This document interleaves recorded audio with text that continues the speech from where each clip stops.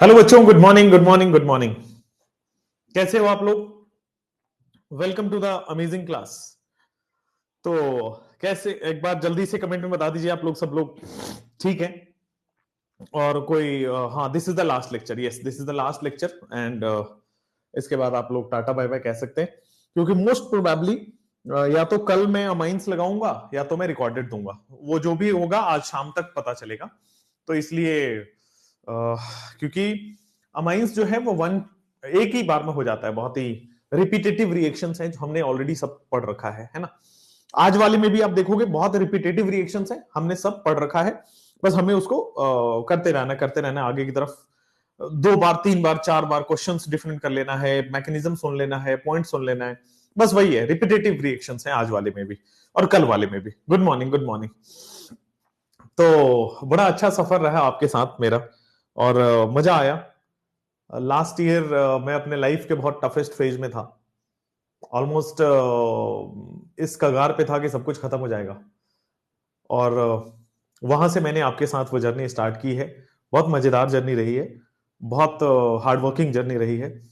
मैंने बहुत कुछ सीखा, लिटरली बहुत सीखा, बहुत ट्रांसफॉर्मेशन आई मेरे अंदर। मैं वैसा नहीं था 1 साल पहले जब जो आज मैं अपने आप को देख पाता हूँ। और काफी प्रोग्रेस हुआ। और हमेशा एक बोलते हैं ना कि हार्ड वर्किंग इंसान की एक खासियत होती है, या हर एक सीखने वाले इंसान की खासियत होती है कि उसे कभी भी हर चीज कंप्लीट नहीं लगता। तो आज भी मैं यहाँ बैठा हूं तो मैं अपनी जर्नी को देख रहा हूं तो लगता है कि यार ऐसा कर दिया होता तो बढ़िया होता है ना। थोड़ा और ऐसा क्वेश्चन करा दिया होता, थोड़ा और आपके साथ क्लास को एक्सटेंड कर दिया होता, या संडेज को और क्लास लगा लिया होता। तो ये हमेशा रहता है, ये ग्रीडीनेस हमेशा रहेगी। क्योंकि आप जितना भी कर लोगे, अगर ये सब करने के बाद फिर लगेगा कि थोड़ा और रह गया, थोड़ा और रह गया। ये आई थिंक एक सीखने वाले इंसान की वो रहती है, जर्नी रहती है आपके साथ। ठीक है, तो मजा आया आपके साथ, बहुत मजा आया, बहुत सिखाया आपने। Literally from nothing to everything वाली केस है मेरे साथ। इस अब लास्ट ईयर अगर मैं देखूं, इस साल अगर देखूं, तो फ्रॉम नथिंग टू एवरीथिंग। और आपको पता होगा मेरा स्टडी भारत मतलब जो मेरा खुद का प्लेटफॉर्म था, मैंने बनाया था, वो किन्हीं कारणों की वजह से है ना, वो बंद करना पड़ा। और पैसे खत्म हो गए थे, मैं ऑलमोस्ट बैंकरप्सी पे आ गया था। तो बैंकरप्ट हो चुका था, पैसे नहीं थे। मैंने इनफैक्ट मैं तो बताऊं, ये भी कर्ज ले लेके टीचर्स को पैसे दिए हैं। क्योंकि जब आप मुश्किल में होते हैं कोई समझता नहीं है ना। सब अपने अपने मतलब के हैं। कोई अगर आपके पास है ना तो आपके मतलब से है। तो कोई समझने को तैयार नहीं होता है आप किस सिचुएशन में हो, बस सब अपनी अपनी देखते हैं। तो लास्ट ईयर बड़ी बहुत मुश्किल सिचुएशन में था, बहुत ज्यादा। One of the toughest phase of my life, not one of the, it was the toughest. इससे उससे पहले तो बहुत स्मूथ जिंदगी चल रही थी। Last year I saw a sudden drop एक बार को, मतलब क्योंकि मैं कुछ समझा नहीं पा रहा था। अजीब अजीब से सिचुएशंस हुए। बच्चों को लगता है कि बच्चों को लगा कि सर ने बीच में छोड़ दिया, टीचर्स को लगा कि सर ने क्या कर दिया, बट मैं ही जानता हूं मेरे साथ क्या हुआ। और वो कभी मैं बोल नहीं पाऊंगा, बोल के एक्सप्रेस भी नहीं कर पाऊंगा शायद। अगर मैं शब्दों में पिरो की किताब लिख पाऊं, या कोई एक छोटी सी 10-12 पेज की एक अपनी किताब लिखनी हो, तो उसमें मैं लिख के समझा पाऊंगा कि कैसे ना चाहते हुए भी बहुत बड़ी बड़ी गलतियां हुई। खैर, एक चीज मैंने सीखा कि लाइफ में कितनी भी बुरी परिस्थिति आ जाए, God has a plan for you, है ना। लाइफ में कितनी भी बड़ी सिचुएशन है, आप जिस भी पॉजिटिव एनर्जी में मानते हो, जिस भी गॉड में मानते हो, he has a plan for you. क्योंकि हमारे इंडिया में तो गॉडेस भी है। तो बेटा, ही और she has a plan for you, God has a plan for you, very simple. बस लाइफ में निराश मत होना। क्योंकि हमें लगता है कि अगर मैं, जैसे मैं अपने बारे में बताऊं, अगर मैं अच्छा टीचर नहीं बन पाया तो ऐसा नहीं है कि वो एंड हो गया। नहीं, इस साल मैंने बहुत अच्छा टीम में काम किया, ठीक है। और उससे पहले मैंने इंडिविजुअल बहुत अच्छा, अकेले बहुत अच्छा काम किया है। मेरे पास कोई सपोर्टर नहीं है कि हाँ मैं इस XYZ इंस्टीट्यूट में पढ़ाता हूं तो मैं बहुत बड़ा टीचर हो गया, क्योंकि वहां बच्चे बहुत हैं तो कोई अच्छा पढ़ाने वाला टीचर बड़ा हो जाता है। लेकिन हमने तो वो जर्नी देखी है जब 2 बच्चे भी लाइव थे। Literally my first live class on YouTube, career point Kota, वहां से मैंने स्टार्ट किया। 2 बच्चे लाइव थे, एक मैं था, एक पता नहीं कौन था। एंड 2 से 20 की जर्नी भी देखी, 2 से 200 की जर्नी भी देखी, 2 से 2000 की जर्नी देखी, एंड 2 से 2 लाख व्यूज तक के देखे। मिलियन मिलियन व्यूज हो गए हम लोगों के, इतना प्यार सपोर्ट मिला। I don't know the reason, seriously आज भी मुझे नहीं पता है कि मैं कौन सा एक्स्ट्रा ऑर्डिनरी काम कर देता हूं। वही जो कोटा में लोग पढ़ाते हैं उन्हीं से हमने सीखा है, वही जो एनसीईआरटी किताब है उसी से हमने बार बार पढ़ा है, और उसी को लाके किसी भी तरह पढ़ पढ़ के पढ़ा देते हैं। आपकी क्लास से पहले मैं 45 मिनट तैयार करता हूँ, फिर आता हूँ पढ़ाता हूँ, और इस तरह से बेटा जर्नी रहती है। और मैं बहुत साल नहीं हुए पढ़ाते हुए, आपको लगता होगा जितने भी आप यूट्यूब पे टीचर्स देख रहे हैं सब 10 साल 15 साल 20 साल ऐसे पढ़ाते हुए टीचर्स हैं। This is my 4th completing year, मेरा चौथा साल है मतलब मैं जूनियर ऑफ ऑल हूं, ठीक है। मैं 2019 में पास आउट हुआ, 2019 में पास आउट हुआ, तो मैंने 19 से 20 पहला सेशन रहा, 20 से 21 दूसरा सेशन रहा, 21 से 22 तीसरा सेशन रहा, 22 से 23 चौथा सेशन रहा, तो 4 सेशन ही कंप्लीट हुए मेरे, ठीक है। ये मैं 5वां सेशन आपको ले रहा हूं, ठीक है। और thank you so much, you मतलब मेड मी रियलाइज एवरीथिंग।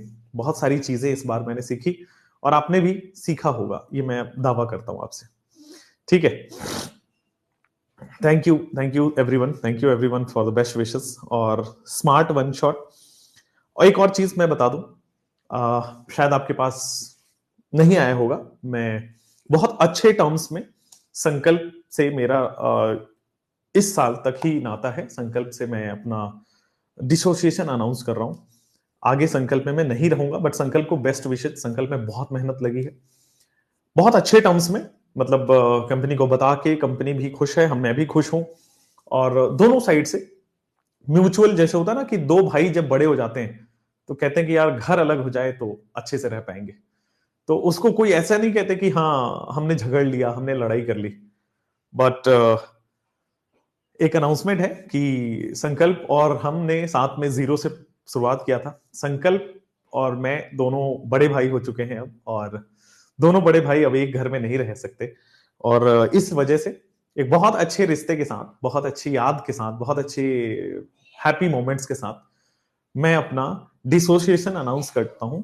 और शायद मैं करियर ब्रेक लूं, मैं जो अभी सोच पा रहा हूं कि शायद मैं अपना करियर ब्रेक लूं, मतलब मैं थोड़े दिन इन सब मोह माया से दूर हूं, और फिर मैं 2-3 महीने, 1 महीने, 1.5 महीने, 10 दिन, 7 दिन, 5 दिन मैं अपने दुनिया में जाना चाहता हूं। और मैं भटक चुका हूं, शायद ऐसा मुझे फील होता है लाइफ में कि पता नहीं क्या हो रहा है, ठीक है। और इस वजह से मैंने ये आपको बता दिया है। संकल्प से मेरा डिसोसिएशन मैंने पहली बार आपको अनाउंस कर दिया है।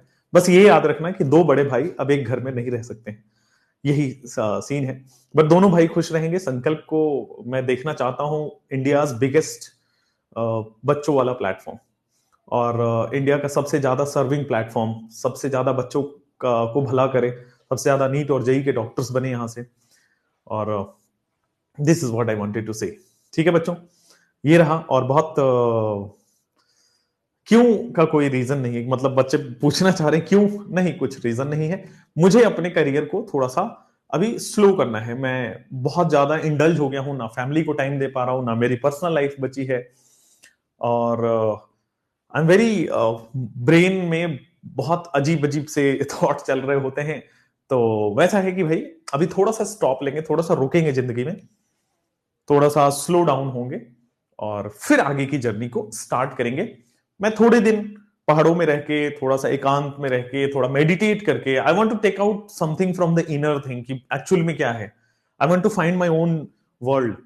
तो इस वजह से मैं अपने आप को संकल्प के साथ डिसोसिएट कर रहा हूं, और बेस्ट विशेस। और मैं ऐसा बिल्कुल भी नहीं कह रहा कि मैं संकल्प में दोबारा नहीं आऊंगा, या संकल्प मेरा नहीं है, ये मेरा ही परिवार है, और मैं हमेशा ये परिवार का हिस्सा ही रहूंगा। और ऐसा नहीं है कि मैं संकल्प को हमेशा से त्याग दिया, या रिजिग्नेशन हो गया, या समथिंग लाइक दैट, नथिंग। संकल्प अपना ही परिवार है, रहेगा। आज से ये लास्ट क्लास होगी, इसके बाद 2-3 रिकॉर्डेड वीडियोस आएंगी और आपका सिलेबस फिनिश है। इसलिए मैंने लाइव ही आपको बताना उचित समझा, झटका नहीं देना चाहता था। रूमर्स के अफवाहों को थोड़ा सा दबाना चाहता था, रूमर्स को थोड़ा सा दबाना चाहता था, खुल के आके सामने बात करना चाहता था। चूंकि मुझे अपने लाइफ में मेरा पर्सपेक्टिव नहीं मिल रहा है, मुझे अपने लाइफ को थोड़ा सा और एक्सप्लोर करना है, मुझे थोड़ा मेडिटेशन की तरफ मूव करना है, तो मैं एक करियर स्टॉप लूंगा। एक डेढ़ 2 महीने 3 महीने में फाइंड आउट करूंगा कि मुझे एक्चुअली में क्या करना चाहिए। क्या मुझे संकल्प के साथ ही रहना चाहिए? After 2-3 months will figure it out. क्या मुझे अपना कुछ केमिस्ट्री क्लासेस ही चलाना चाहिए? That I will figure it out. क्या मुझे किसी और प्लेटफॉर्म के साथ जाना चाहिए? वो रेयरेस्ट ऑफ द रेयर है, वहां नहीं होगा अभी फिलहाल। तो thank you, this is the journey. हालांकि लाइफ बड़ी अनसर्टेन है, कल क्या हो जाए नहीं पता है, परसों क्या हो जाए नहीं पता है।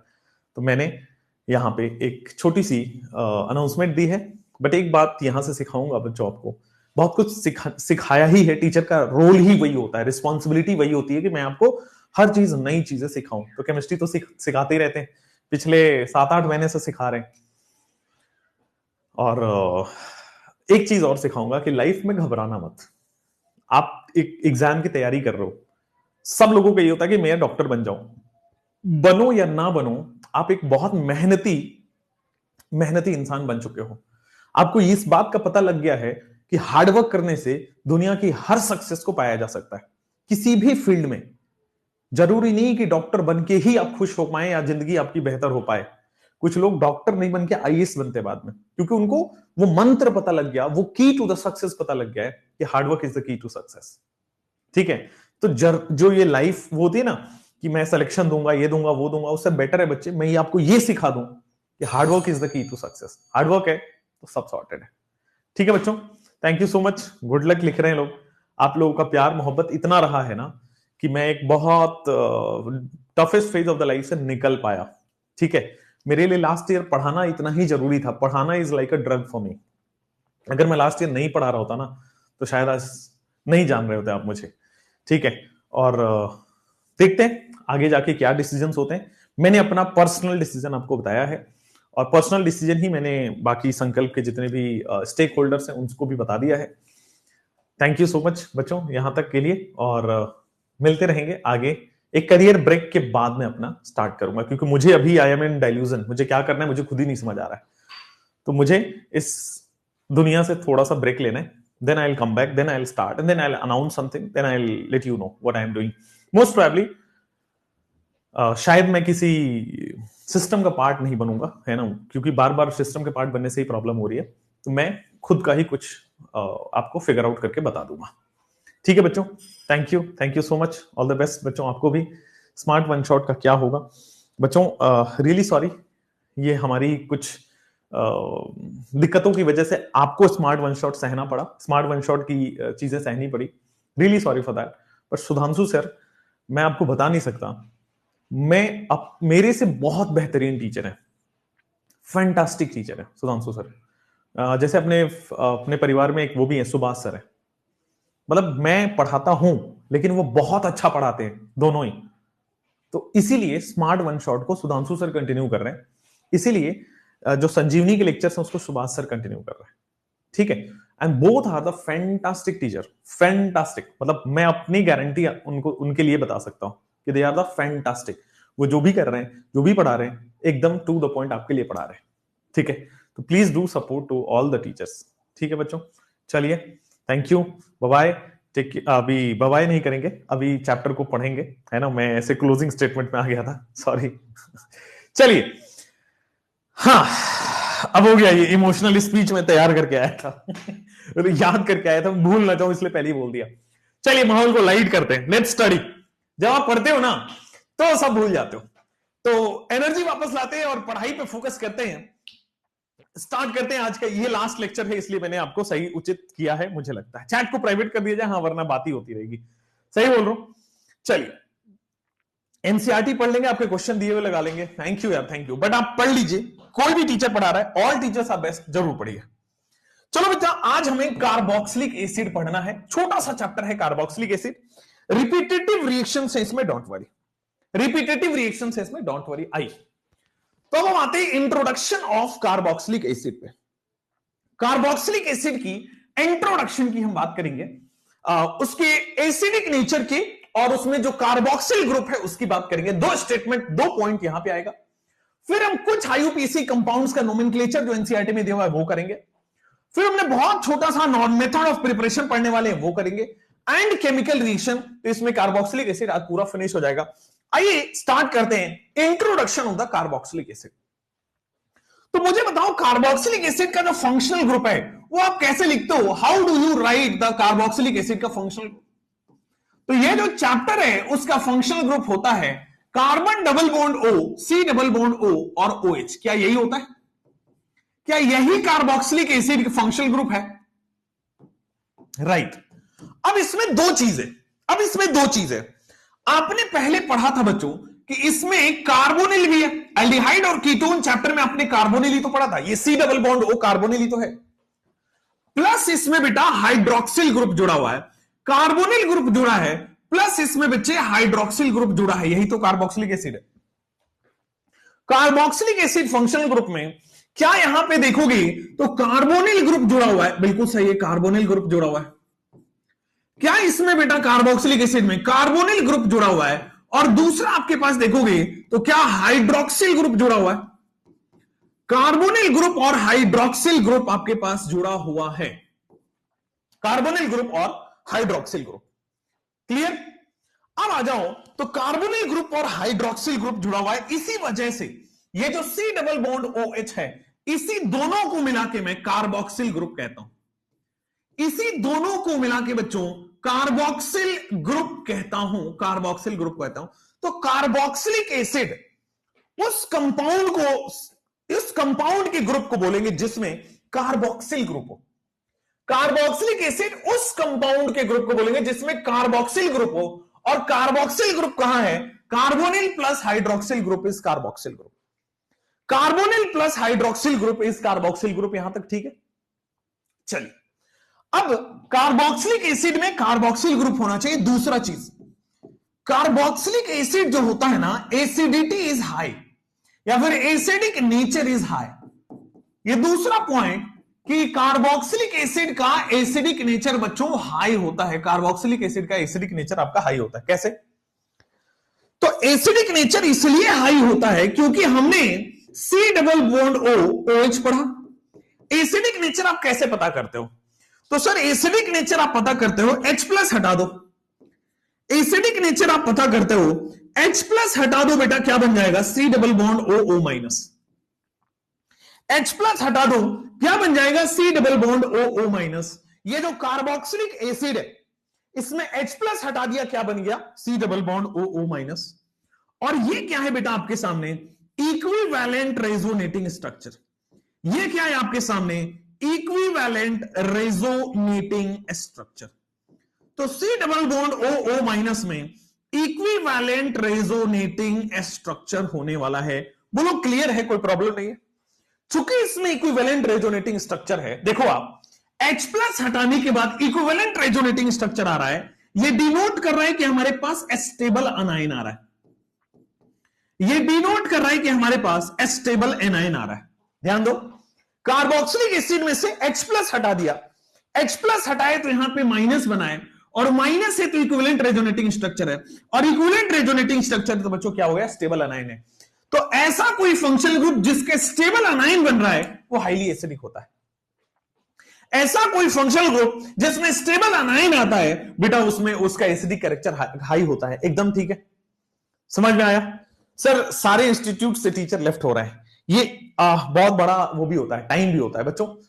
आपका तो एक बहुत टफ टाइम है, एग्जाम आ रहा है। दूसरा, और ये जो लिख रहे हैं ना, रोना आ रहा है, ये आ रहा है, वो आ रहा है, ये सब मत लिखिए, क्योंकि हम भी उसी तरह के इमोशनल हो गए। और मैं तो कैमरे पे कभी रोता हुआ आपको बिल्कुल नजर नहीं आऊंगा, बिल्कुल टेंशन मत लीजिए, क्योंकि I don't want to make my children weak, ऐसा तो हम नहीं चाहेंगे। और दूसरा बच्चों, आपको ये रोना धोना क्या लगा रखे हो कि सर रोना आ रहा है, ये हो रहा है, हर टीचर छोड़ रहा है। अब बताओ, मैं जून में छोड़ता तो कितनी बड़ी मुश्किल होती। आपने किसी बैच के लिए पे कर दिया है, मेरे से उम्मीदें बांध ली एक साल के लिए, फिर कितना बड़ा दिक्कत होता। तो इससे बेटर है ना सिलेबस कंप्लीट कराओ। सिलेबस कंप्लीट करने के बाद बच्चों को बोल दो कि बच्चों 2-3 दिन 4 दिन आप थोड़ा और रिकॉर्डेड वीडियोस देख लियो, उसके बाद आप अपना पढ़ाई पे फोकस करो। राइट? चलिए आते हैं, बात नहीं करेंगे प्लीज यार, मुझे लगता है मैंने गलती तो नहीं कर दी। अब मैं याद करके आया था, मैं इतना स्पीच नहीं दे पाता हूं, मैं याद करके आया था, मैं भूल जाता, इसलिए मैंने बता दिया। चलो आ जाओ यहाँ पे, IUPAC नेम और कॉमन नेम। थोड़ा मस्ती में पढ़े, क्योंकि लास्ट लाइव क्लास है यार, थोड़ा मस्ती में पढ़ाने दो ना यार। ठीक है, प्लीज कमेंट को वो रखिए, स्टॉप रखिए। लास्ट लाइव क्लास है, अमेजिंग वे में पढ़ाने दीजिए, जैसा मैं पढ़ाता हूं, मस्त होकर पढ़ाता हूं। मुझे अगले 2 घंटे पता भी नहीं लगना चाहिए कि एक लास्ट क्लास है। ठीक है बच्चों, चलो लिखने स्टार्ट कर दिए बच्चों। अब मुझे बताओ, टाटा डोकोमो की कसम खा के, टाटा डोकोमो की कसम खा के बता दो बच्चों, इसका कॉमन नेम क्या है और इसका आईयूपीएसी नेम क्या है? जल्दी से बता दो। The common name and the IUPAC name of these compounds, ये दोनों, the common name and IUPAC name of these compounds is, common name क्या होने वाला है? एक कार्बन, या एक कार्बन का कितना है? तो सर ये एक कार्बन का मिथ होता है, myth. Carbon carbon single bond है, ओइक मिथेनोइक एसिड हो जाएगा। कार्बन कार्बन सिंगल बॉन्ड है बेटा, मिथेनोइक एसिड हो जाएगा। क्या ये 2 कार्बन है और 2 कार्बन का आपके सामने बच्चों क्या होने वाला है? This is ethanoic acid. 2 carbon का आपके साथ क्या होने वाला है? Ethanoic acid. 3 कार्बन है, 3 कार्बन का आपके सामने क्या होने वाला है बेटा? आपके सामने propanoic acid. Methanoic acid, ethanoic acid और प्रोपेनोइक एसिड। 4 कार्बन, 1 2 3 4, तो बेटा आपके सामने ब्यूटेनोइक एसिड। आप इसको 1 ओइक एसिड भी लिख सकते हो, बट ब्यूटेनोइक एसिड लिख दिया। अब यहां पे आओ, इसका what will be the common name? क्या एक कार्बन को हम फॉर्म बोलते हैं? क्या एक कार्बन को फॉर्म बोले तो फॉर्मिक एसिड बोल दोगे? 2 कार्बन को एसिड बोलते हैं तो क्या ये एसिटिक एसिड हो जाएगा? Acetic acid. 3 कार्बन को क्या हमने प्रोपियोनल डिहाइड पढ़ा था? क्या यहां पे प्रोपियोनिक एसिड लिख दूंगा? 3 कार्बन के लिए क्या मैं प्रोपियोनल डिहाइड पढ़ा था और यहां पे प्रोपियोनिक एसिड हो जाएगा? बिल्कुल सही बात है। 4 कार्बन के लिए मैंने ब्यूटाइरल डिहाइड पढ़ा था और यहां पे ब्यूटायरिक एसिड हो जाएगा। 4 कार्बन पे यहां पे क्या हो जाएगा? ब्यूटायरिक एसिड हो जाएगा यहां पे। तो प्रोपियोनिक एसिड हो गया, formic acid, acetic acid, propionic acid and butyric acid. 1 2 3 और 4 यहां पे आइए। अब इन दोनों में बताइएगा, तो इसका जब मैं आईयूपीएसी नेम लिखना जा रहा हूं तो पैरेंट चेन ले लिया, 2 पे मिथाइल आ गया, 2 मिथाइल प्रोपेनोइक एसिड। जब मैं लास्ट वाले का आईयूपीएसी नेम लिखने जा रहा हूं तो बोलो बेटा 2 मिथाइल प्रोपेनोइक एसिड होगा कि नहीं होगा? मित्रों, अगर आप इसका मुझे कॉमन नेम बता देते हैं तो मजा आ जाएगा। आप अगर इसका कॉमन नेम बताते हैं तो मजा आएगा। और क्या कॉमन नेम इसका? आइसोब्यूटायरिक एसिड पढ़ा था क्या हमने? कॉमन नेम में ये आइसोब्यूटायरी तो है 4 कार्बन होने की वजह से, तो क्या मैं इसको आइसोब्यूटायरिक एसिड लिख दूं? कार्बन काउंट हो रहा है इसलिए आइसोब्यूटायरिक एसिड। ये सारे के सारे कंपाउंड मैंने कॉमन नेमिंग वाले में करा रखा है। ठीक हो गया? क्लियर हो गया? आइसो पे है, 4 कार्बन है टोटल, इसलिए आइसोब्यूटायरिक लिख दिया। चले कार्बन मत इसमें, इसके बाद पांचवा आते हैं। अगर 2 कार्बोक्सिलिक एसिड हो गया तो, अभी तक हम सिंगल कार्बोक्सिलिक एसिड पढ़ रहे थे, अब आते हैं बेटा 2 कार्बोक्सिलिक एसिड। अब ध्यान दीजिए, मैं एक शॉर्ट ट्रिक लिखा रहा हूं, सब लोग ध्यान दोगे बेटा, सब लोग ध्यान दोगे। 0 1 2 3 4 5 आ जाओ। इसको लिखेंगे हम ओम्स गैप। क्या होता है? Ohms gap. अब ये क्या डिनोट कर रहा है? ये कौन सा शॉर्ट ट्रिक है और क्या डिनोट कर रहा है? जरा ध्यान से देखना, ये कौन सा शॉर्ट ट्रिक है और क्या डिनोट कर रहा है ओम्स गैप में? थोड़ा अच्छे से देखोगे क्या होने वाला है ओम्स गैप में। अगर 2 कार्बोक्सिलिक एसिड है और उसके बीच में 0 कार्बन है, ये 0 1 2 3 4 5 नंबर ऑफ कार्बन डिनोट कर रहा है। ये 0 1 2 3 4 5 नंबर ऑफ कार्बन डिनोट कर रहा है, नंबर ऑफ कार्बन। अगर 2 कार्बोक्सिलिक एसिड है, उसके बीच में 0 कार्बन है, ओ का मतलब बेटा इसका नाम हो गया ऑक्जेलिक एसिड। ओ डिनोट कर रहा है ऑक्जेलिक एसिड को। अगर 2 कार्बोक्सिलिक एसिड के बीच में 1 कार्बन है, जैसे कि यहां है, this is malonic acid. O M आ गया ना, तो ओ यहां से आया, एम यहां से आया, मैलोनिक एसिड इसका कॉमन नाम है। अगर 2 कार्बन है, कार्बोक्सिलिक एसिड के बीच में 2 कार्बन है यहां पे, तो दिस इज एस यानी कि सक्सिनिक एसिड। एस यानी कि बेटा आपके पास आ जाएगा सक्सिनिक एसिड हो जाएगा, ओम्स, OMS। क्लियर हो रहा है? अगर 2 कार्बोक्सिलिक एसिड के बीच में 0 कार्बन है, ऑक्जेलिक एसिड, 1 कार्बन है, मैलोनिक एसिड, 2 कार्बन है, सक्सिनिक एसिड। तो 2 कार्बोक्सिलिक एसिड के बीच में 2 कार्बन है, 2 कार्बोक्सिलिक एसिड के बीच में 3 कार्बन है, तो ओम्स के बाद जी आ रहा है। जी का मतलब होता है ग्लूटैरिक एसिड। जी का मतलब हो रहा है बेटा आपके सामने ग्लूटैरिक एसिड। बोलो क्लियर हो रहा है? 1 कार्बन, 2 कार्बन, 3 कार्बन, ओम्स। ए मतलब अगर 4 कार्बन है दो तो एडिपिक एसिड बोलते हैं उसको, क्या बोलते हैं? एडिपिक एसिड बोल देते हैं। और अगर 5 कार्बन है तो बच्चों आपके पास हम बोल देते हैं पाइमेलिक एसिड। 5 कार्बन है तो मैं इसको बोल देता हूं पाइमेलिक एसिड। ओम्स गैप आपके पास क्लियर होना चाहिए। अगर ओम्स गैप कहता है, ये शॉर्टकट है किसका? डाई कार्बोक्सिलिक एसिड नाम का शॉर्टकट है। ये शॉर्टकट है अगर आपके सामने डाई कार्बोक्सिलिक एसिड है। 2 कार्बोक्सिलिक एसिड के बीच में 0 कार्बन है ऑक्जेलिक एसिड O, 1 कार्बन है मैलोनिक एसिड M, 2 कार्बन है सक्सिनिक एसिड S, 3 कार्बन है ग्लूटेरिक एसिड G, 4 कार्बन है एडिपिक एसिड A और 5 कार्बन है पाइमेलिक एसिड P। तो ओम्स गैप से डाई कार्बोक्सिलिक एसिड का नाम लिख सकते हो। समझ में आया? क्लियर है? कोई दिक्कत नहीं है। आगे बढ़ते हैं। अब हम इसके कॉमन नेम को छोड़ के आईयूपीएसी नेम पे आते हैं। What is the IUPAC name? What is the IUPAC name? कोई बताओगे? सांप सूंघ गया तुम लोगों को आज?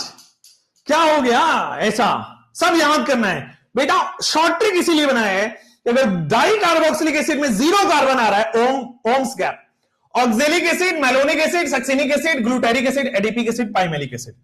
क्लियर है? No problem at all. अब आइए, तो 1 और 2 कार्बन है तो क्या ये इथेन 1,2 डाइओइक एसिड आएगा? इथेन 1,2 डाइओइक एसिड यहां पे आ जाएगा। 3 कार्बन है तो क्या आपके सामने प्रोपेन 1,3 डाइओइक एसिड आ रहा है? एकदम सही। यहां पे सर लास्ट वाले में 4 कार्बन है तो ब्यूटेन 1,4 डाइओइक एसिड आ रहा है। क्योंकि कार्बन काउंट हुआ है तो डाइओइक एसिड आएगा। बिल्कुल समझ में आया? क्लियर है? आगे बढ़ते हैं। नेक्स्ट, ओम्स गैप के बाद नेक्स्ट यहां पे आते हैं। ग्लूटेरिक एसिड में कितना है? 1 2 3 4 5 कार्बन है तो 5 कार्बन के लिए पेंटेन और फर्स्ट और लास्ट पे आपके सामने ओइक एसिड आ रहा है, डाइओइक एसिड। यहां पे देखोगे 6 कार्बन है, हेक्सेन, फर्स्ट और लास्ट पे आ रहा है, that is it is dioic acid. फिर नीचे आएगा हेप्टेन, 7 कार्बन में आपके सामने आ जाएगा heptane 1,7 dioic acid. Heptane 1,7 dioic acid, this is the answer. बोलो क्लियर है क्या? Heptane 1, dioic acid. क्लियर है? कोई प्रॉब्लम नहीं है? आगे बढ़े। चलिए नेक्स्ट आते हैं। आपके पास ये जो कमेंट कर रहे हैं ना, आदित्य कमेंट कर रहे हैं कि सर शादी में नहीं बुलाना चाहते इसलिए हम लोगों से ऐसे कर रहा है। अरे नहीं यार, तो हमारे परिवार के लोग हो यार। Without you I am nothing, right? इधर आ जाओ। अब देखोगे तो इस फर्स्ट कार्बन से भी कार्बोक्सिलिक एसिड है, सेकंड कार्बन से भी कार्बोक्सिलिक एसिड है, थर्ड कार्बन से भी कार्बोक्सिलिक एसिड है। ये इतनी बार कराए हैं कि अब आपको याद हो गया है। ठीक है ना? तो अगर मैं आपसे पूछूं what is the IUPAC name, तो IUPAC name is very simple, propane 1,2,3 tri carboxylic acid. Propane 1,2,3 tri carboxylic acid इसका नाम है।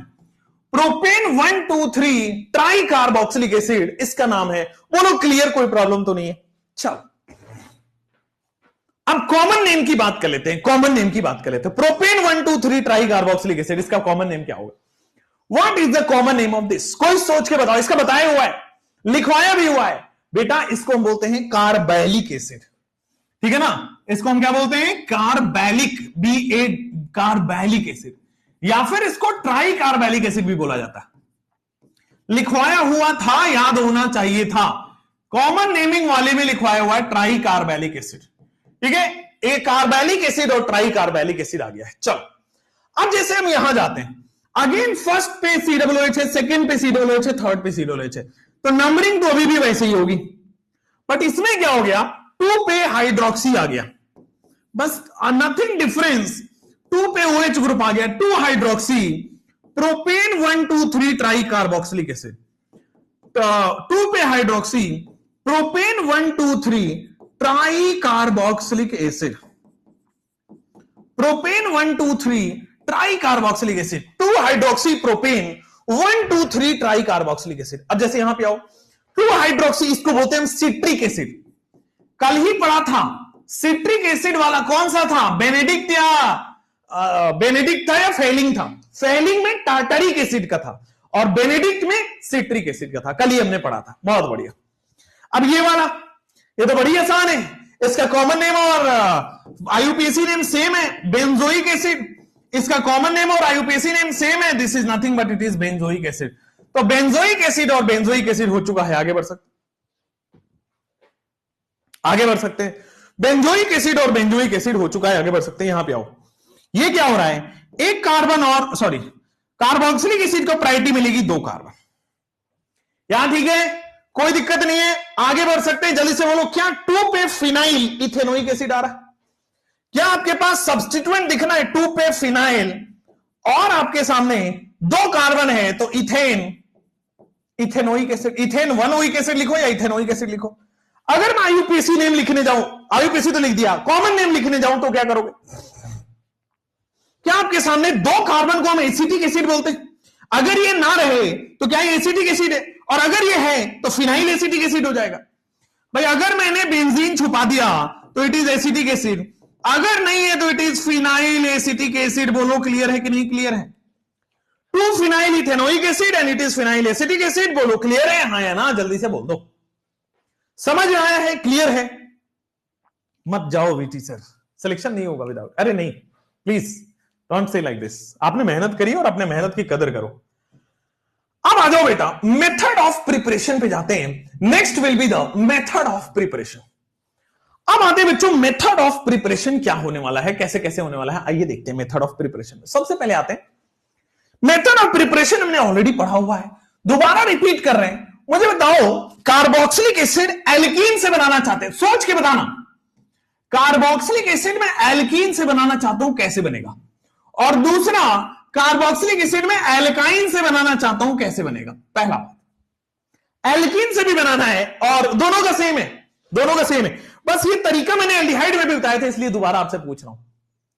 हाँ नाइस, एल्कीन का मतलब ध्यान देना, एल्कीन का मतलब ध्यान देना, एल्कीन, ओके, एल्कीन का मतलब ध्यान देना और एल्काइन का मतलब ध्यान देना। आ जाओ, एल्कीन में क्या होगा आपके सामने? Oxidative ozonolysis. एल्कीन में आपके सामने क्या होने वाला है? ऑक्सीडेटिव ओजोनोलिसिस होने वाला है। ये मैंने रिडक्टिव ओजोनोलिसिस करा के एल्डिहाइड कीटोन बनाया हुआ है लास्ट वाले चैप्टर में। अब इस वाले चैप्टर में हम आ जाते हैं, एल्कीन हो चाहे एल्काइन हो, ऑक्सीडेटिव ओजोनोलिसिस करोगे तो आपके सामने काम बन जाएगा, कार्बोक्सिलिक एसिड बन जाएगा। अब ऑक्सीडेटिव ओजोनोलिसिस कौन कराता है? तो ऑक्सीडेटिव ओजोनोलिसिस कराता है आपके पास O3 water, simple O3 water. अब इस बार जिंक नहीं है, अब सिंपली आपके पास O3 वाटर होने वाला है। जरा देखिए आइए कार्बोक्सिलिक एसिड में, जरा देखिए आइए कार्बोक्सिलिक एसिड में, ये क्या है? ऑक्सीडेटिव ओजोनोलिसिस, या एल्कीन है ना। अब अगर एल्कीन है, हमने ऑक्सीडेटिव ओजोनोलिसिस किया तो क्या होगा? बेटे होता क्या है, ओजोनोलिसिस डबल बॉन्ड का ब्रेकअप कराता है, एक ऑक्सीजन इधर और एक ऑक्सीजन इधर देता है। तो सर लेफ्ट हैंड साइड में जो ऑक्सीजन दिया है वो RC डबल बॉन्ड OH है क्या? राइट हैंड साइड में जो ऑक्सीजन दिया है वो R' डबल बॉन्ड OH है क्या? लेफ्ट हैंड साइड में RC डबल बॉन्ड OH है और यहां पे R' डबल बॉन्ड OH है। ऑक्सीडेटिव ओजोनोलिसिस की जहां तक बात करने वाले हो, ऑक्सीडेटिव ओजोनोलिसिस का मतलब ये फर्दर ऑक्सीडाइज होगा, मतलब ये फर्दर ऑक्सीडाइज होगा। ऑक्सीडेटिव में तो फर्दर ऑक्सीडाइज हो जाता है, एल्डिहाइड जो है एसिड बना लेता है, और राइट हैंड साइड वाला भी एल्डिहाइड है, आपके सामने एसिड बना लेता है। राइट हैंड साइड वाला भी एल्डिहाइड है और आपके सामने एसिड बना लेगा। RCOOH प्लस R'COOH, बोलो क्लियर? लेफ्ट हैंड साइड से एल्डिहाइड बना एसिड बना लिया, राइट हैंड साइड से एल्डिहाइड बना एसिड बना लिया। बोलो एब्सोल्युटली क्लियर होना चाहिए, कोई प्रॉब्लम नहीं है। समझ में आया? जहीर प्लीज, जहीर मत लिखो ऐसे, पढ़ा नहीं पाऊंगा मैं, प्लीज।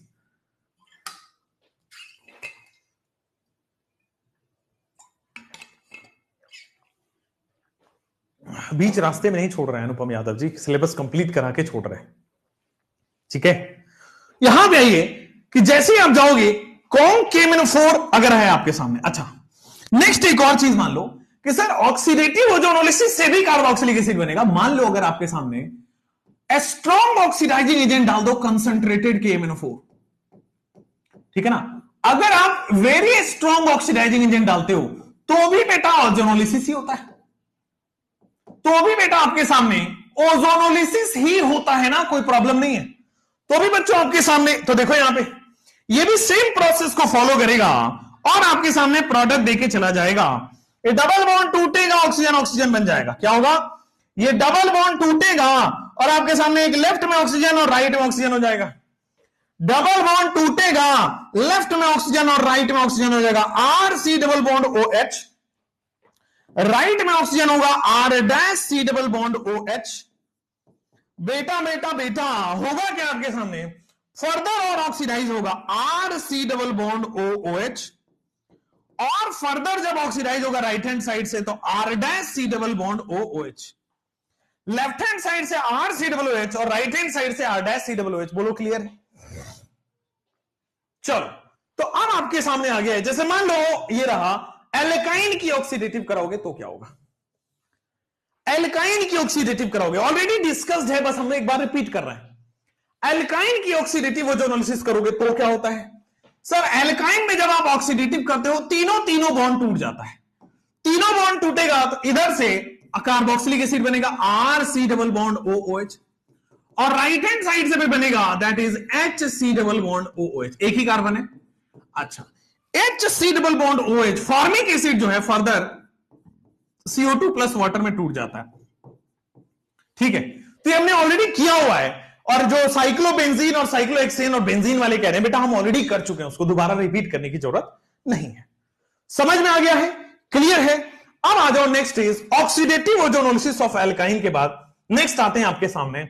मान लो आपके पास एल्काइल बेंजीन रहे तो क्या करोगे? ठीक हो गया? मान लो आपके पास एल्काइल बेंजीन रहे तो क्या करने वाले हो? आइए समझाता हूं। अब कहां गया मेथड ऑफ प्रिपरेशन वाली चार्ट? कहां गई? यहां पे एल्कीन से कैसे बना लिया, एल्काइन से कैसे बता दिया। अब थर्ड प्रोसेस हम बता रहे हैं आपको, एल्काइल बेंजीन से कैसे बनेगा।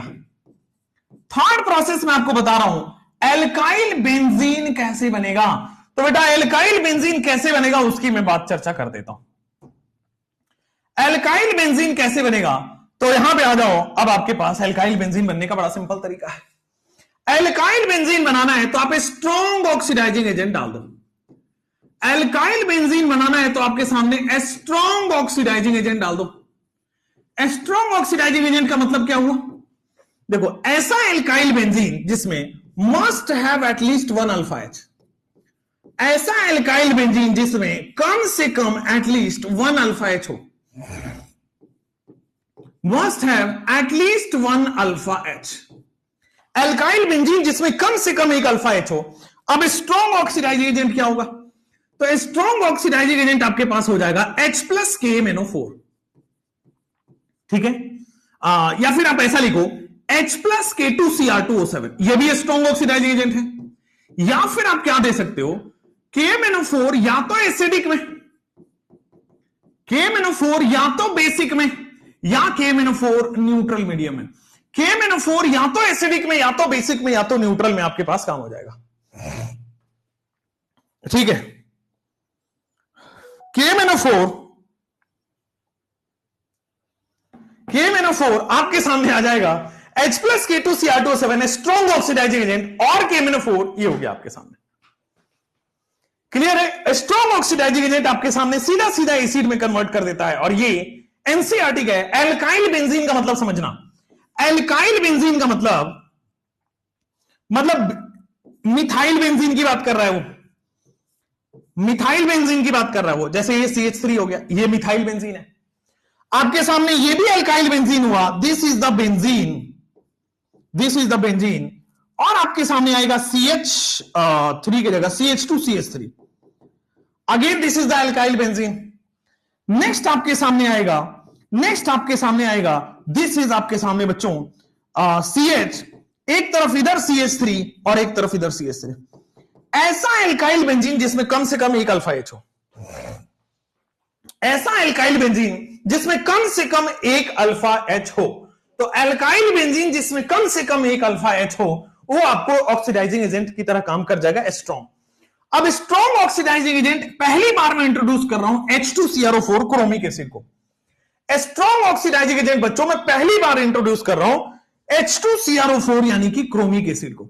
ये भी आपके पास H2CrO4 क्रोमिक एसिड की तरह काम करेगा।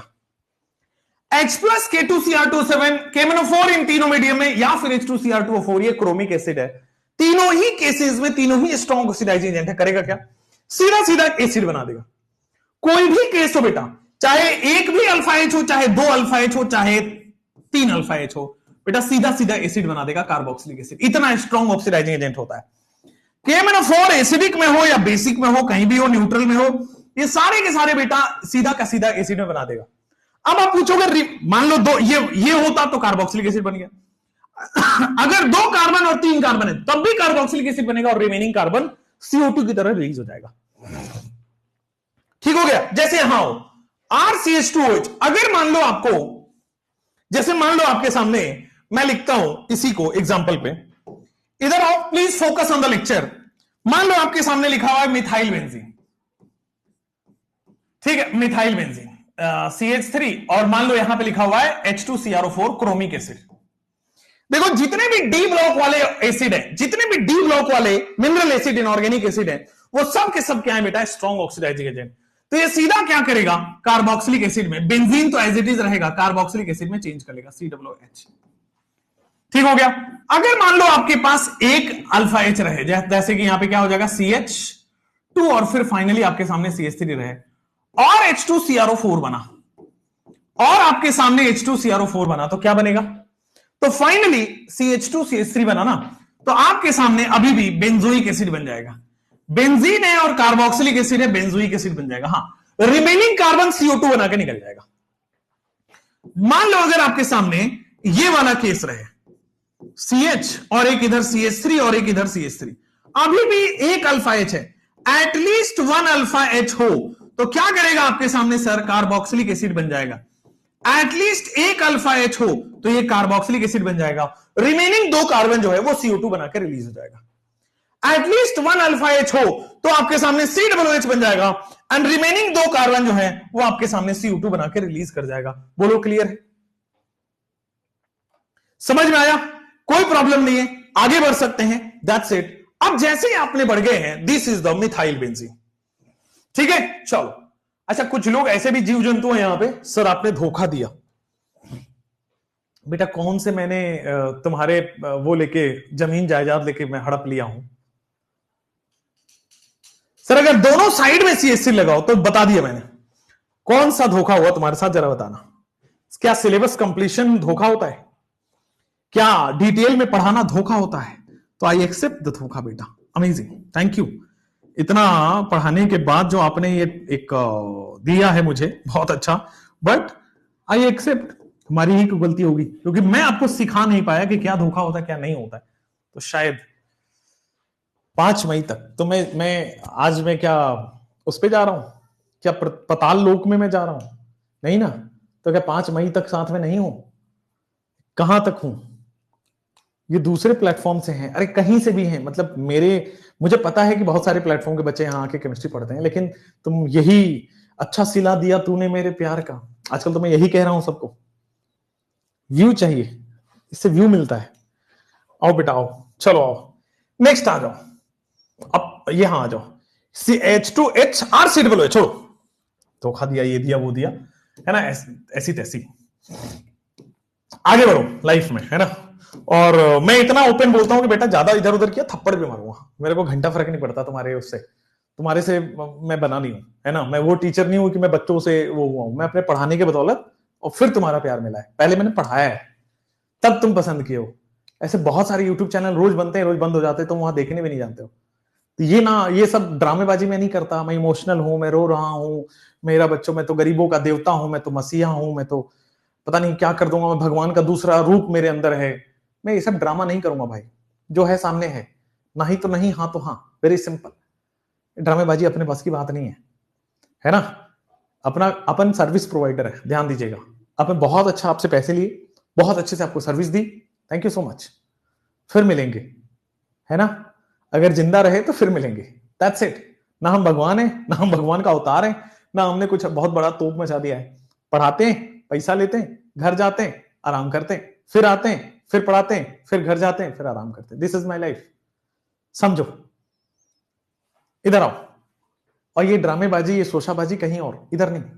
इधर नहीं, अपन सीधा सीधा टू द पॉइंट मुंह पे बोलने वाले लोग हैं, ये छुपम छुपाई वाले रास्ते में नहीं है अपन।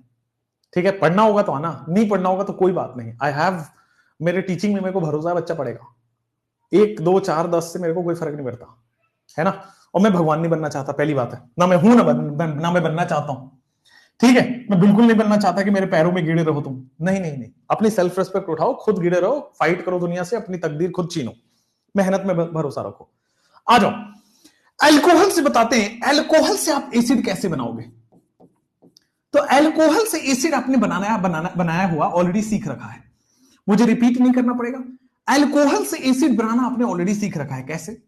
तो अल्कोहल से एसिड बनाया हुआ बेटा आपने, चाहे आप स्ट्रॉन्ग ऑक्सीडाइजिंग एजेंट लो, चाहे आप बेटे स्ट्रॉन्ग ऑक्सीडाइजिंग एजेंट लो, चाहे आप बेटे माइल्ड ऑक्सीडाइजिंग एजेंट लो, चाहे आप स्ट्रॉन्ग ऑक्सीडाइजिंग एजेंट लो, चाहे आप माइल्ड ऑक्सीडाइजिंग एजेंट लो, चाहे आप स्ट्रॉन्ग ऑक्सीडाइजिंग एजेंट लो, चाहे आप माइल्ड ऑक्सीडाइजिंग एजेंट लो, आप बेटे बना लोगे आपके पास एसिड, कार्बोक्सिलिक एसिड। चाहे आप स्ट्रॉन्ग ऑक्सीडाइजिंग एजेंट लो, चाहे आप माइल्ड ऑक्सीडाइजिंग एजेंट लो, आप बना लोगे बेटा कार्बोक्सिलिक एसिड। तो अल्कोहल से एसिड बन जाएगा, चाहे आप स्ट्रॉन्ग ऑक्सीडाइजिंग एजेंट लो, चाहे आप माइल्ड ऑक्सीडाइजिंग एजेंट लो, आप बना लोगे carboxylic acid. Strong oxidizing agent आपको मैंने लिखा रखा है, कौन से हैं? SOA बेटा कौन से हैं, जल्दी से बताना। चलिए, अब स्ट्रॉन्ग ऑक्सीडाइजिंग एजेंट आपके पास आएगा KMnO4 एसिडिक में, KMnO4 एसिडिक में, KMnO4 बेसिक में, और KMnO4 न्यूट्रल में। KMnO4 एसिडिक, बेसिक और न्यूट्रल में। बढ़िया। दूसरा स्ट्रॉन्ग ऑक्सीडाइजिंग एजेंट एक और हुआ करता था, डी ब्लॉक वाला, याद है? इसी का छोटा भाई, लेकिन वो केवल और केवल एसिडिक मीडियम में होता है। K2Cr2O7 in acidic medium. बोलो यहां तक कोई दिक्कत? ये कमेंट में आ गया, एसिडिक K2Cr2O7। एक और था Nick Jonas, Priyanka Chopra Jones reagent. बिल्कुल सही बोला आपने, CrO3 एसिड बोल दो, बेस डाल दो बेटा, एसिड डालोगे H2SO4। तो CrO3 H2SO4 ये जोन्स रिएजेंट है, और ये जोन्स रिएजेंट आपको ऑक्सीडाइजिंग एजेंट का काम करेगा।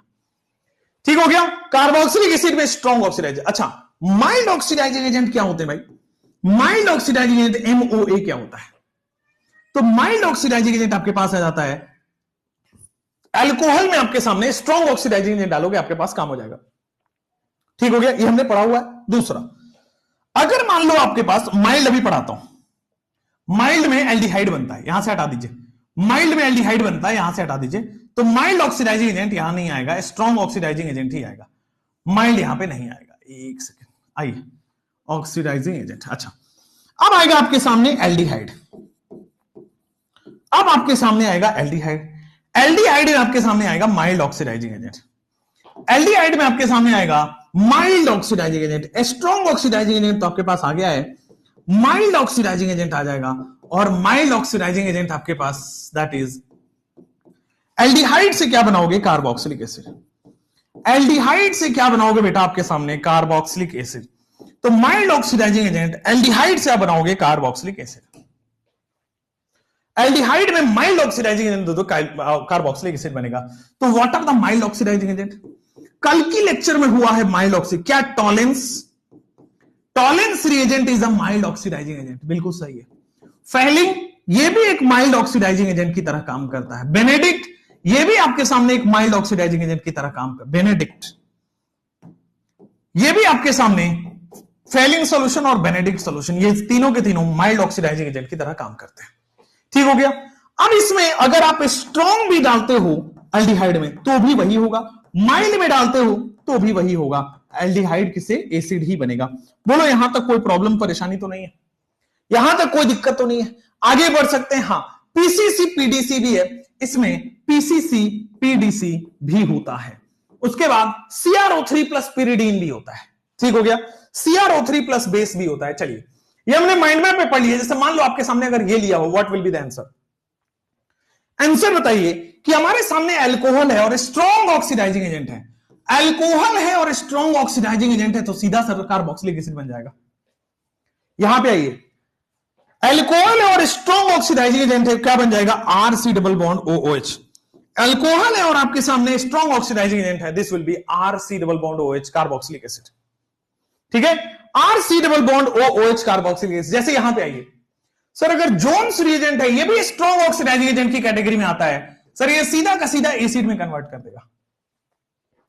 अब जैसे ये देखो, ये भी अल्कोहल है, बस थोड़ा सा पैरेंट चेन बड़ा कर दिया और कुछ नहीं, CH3CH2 होल 8, और आपके सामने जो कार्बन है उसको COOH बना दो, this is the acid, carboxylic acid. बोलो सही में आया? क्लियर है? समझ में आ गया है? तो सिंपल है, अगर आपके सामने स्ट्रॉन्ग ऑक्सीडाइजिंग एजेंट आएगा तो आप क्या बना लोगे? एसिड बना लोगे। लेकिन अगर आपके सामने एल्डिहाइड में स्ट्रॉन्ग आता है तो भी एसिड होगा। एल्डिहाइड में स्ट्रॉन्ग डालो वीक डालो वो तो बनेगा एसिड ही। देखो यहां भी एल्डिहाइड में स्ट्रॉन्ग डालो चाहे माइल्ड डालो बनेगा तो एसिड ही। स्ट्रॉन्ग डालो माइल्ड डालो बनेगा तो एसिड ही। तो एल्डिहाइड से आपने स्ट्रॉन्ग डाला या माइल्ड डाला बनेगा तो एसिड ही।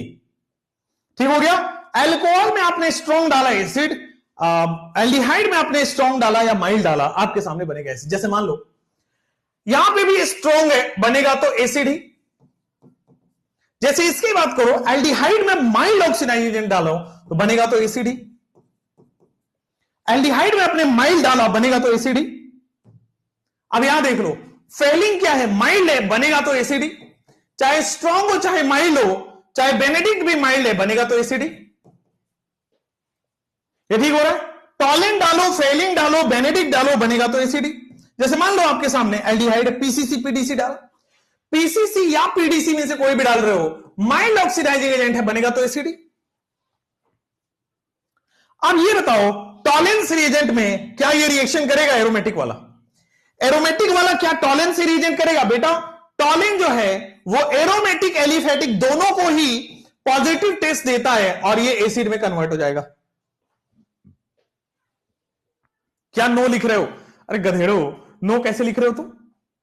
नो कैसे लिख रहे हो? ये तो देता है, टॉलेन तो दोनों ही देता है, टॉलेन तो दोनों ही देता है भाई। अब यहां आ जाओ, फेलिंग और बेनेडिक्ट की बात है, ये एलिफेटिक ही देते हैं। फेलिंग और बेनेडिक्ट की बात है, ये एलिफेटिक ही देते हैं, एरोमेटिक नहीं देते।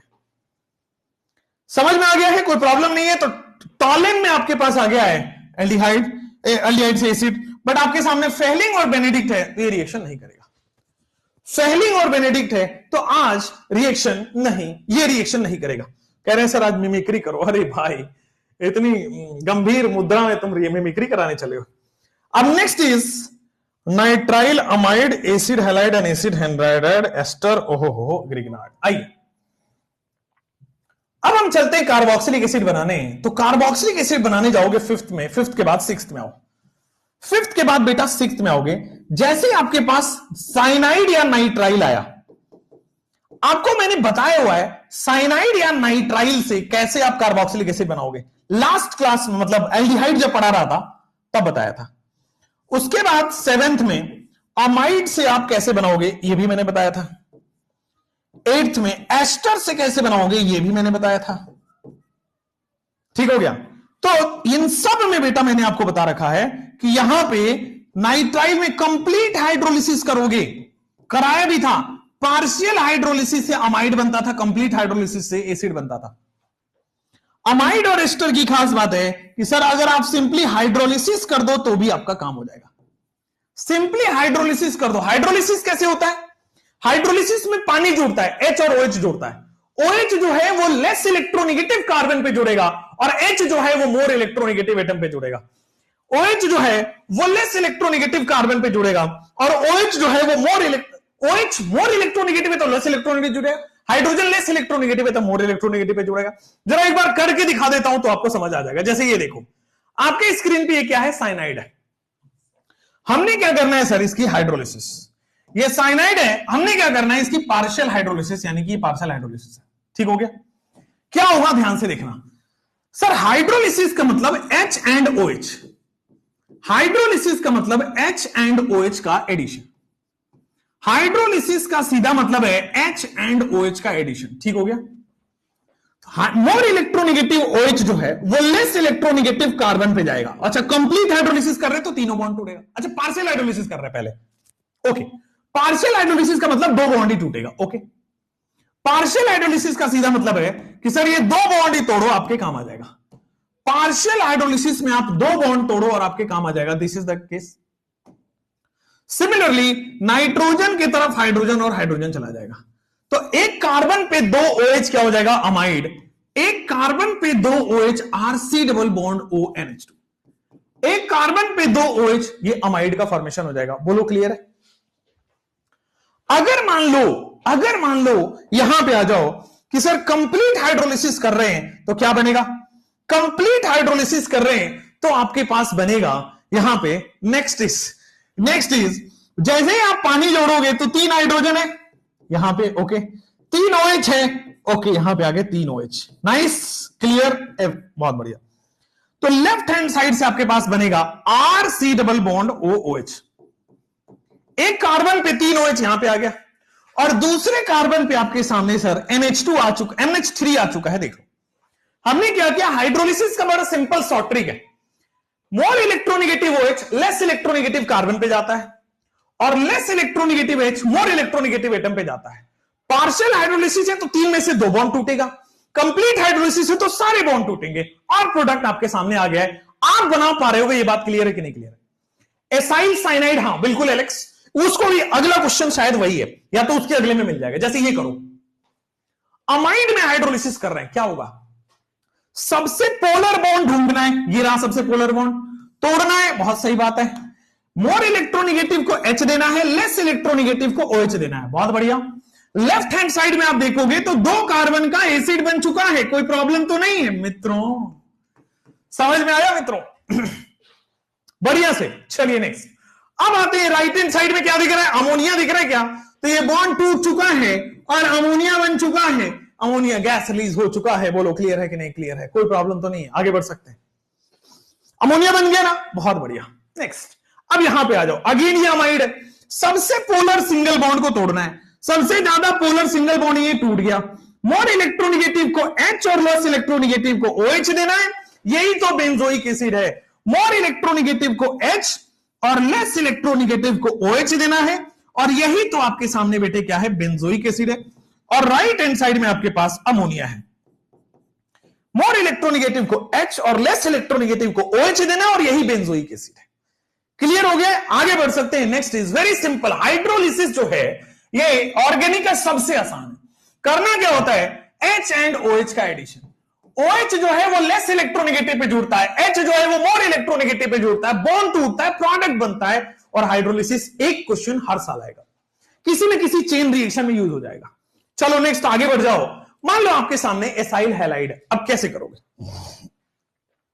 मान लो आपके सामने एसाइल हैलाइड है या जिसको हम बोलते हैं एसिड क्लोराइड या एसाइल हैलाइड, जिसको बोलो आप, क्या बनने वाला है यहां से, क्या बनने वाला है जरा सोच के बताओ। 10 सेकंड लो, 15 सेकंड लो और फिर बताओ।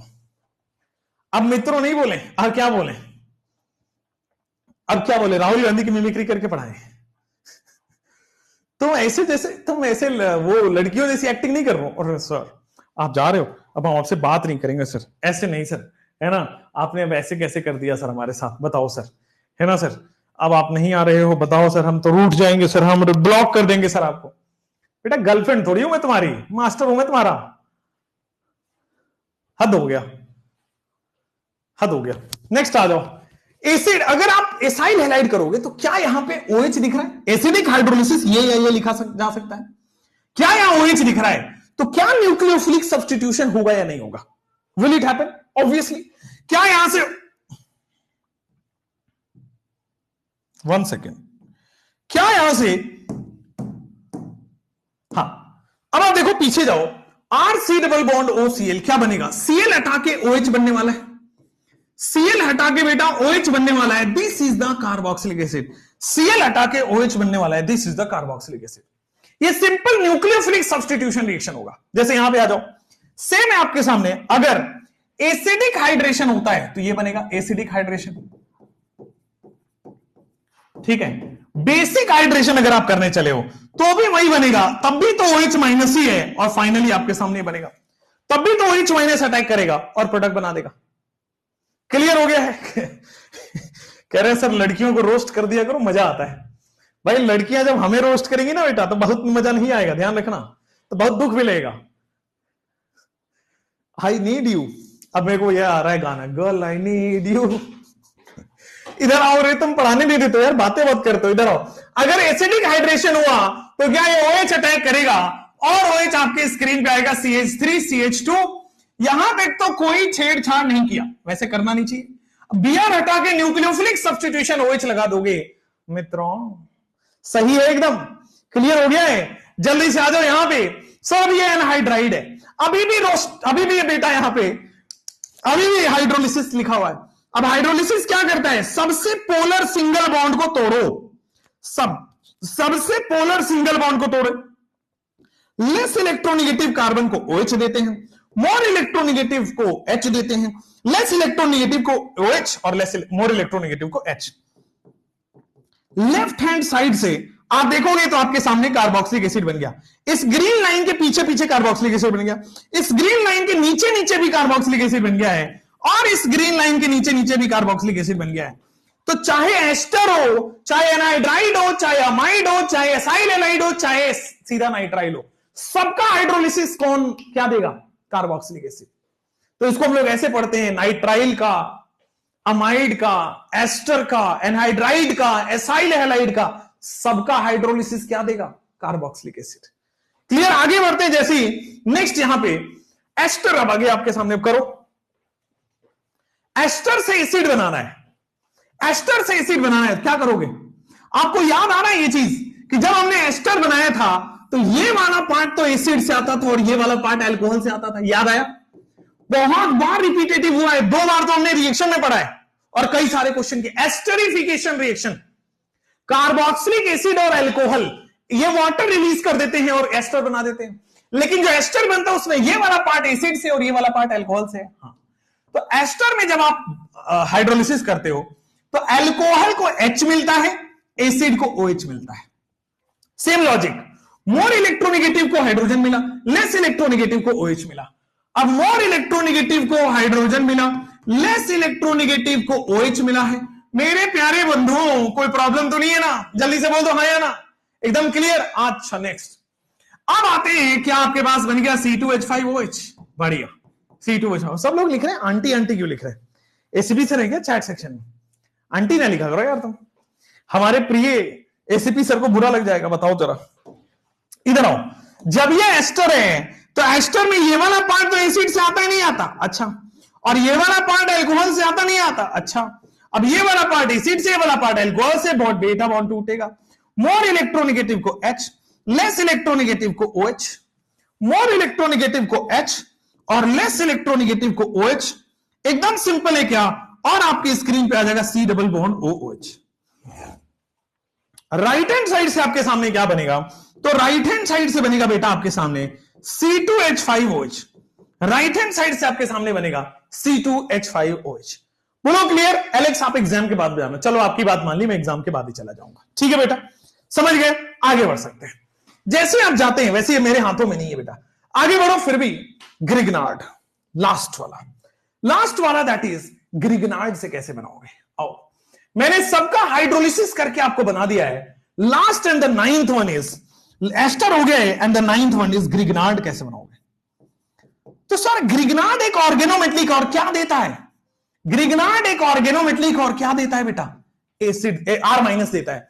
R- मिल गया, अगर उसमें C डबल बॉन्ड O लगा दूं तो कार्बोक्सिलिक एसिड बन जाएगा। ग्रिग्नार्ड से R- मिलेगा, अगर CO2 जोड़ दूं तो देखो ग्रिग्नार्ड से R- मिलेगा, CO2 मिलेगा, कार्बोक्सिलिक एसिड बनेगा।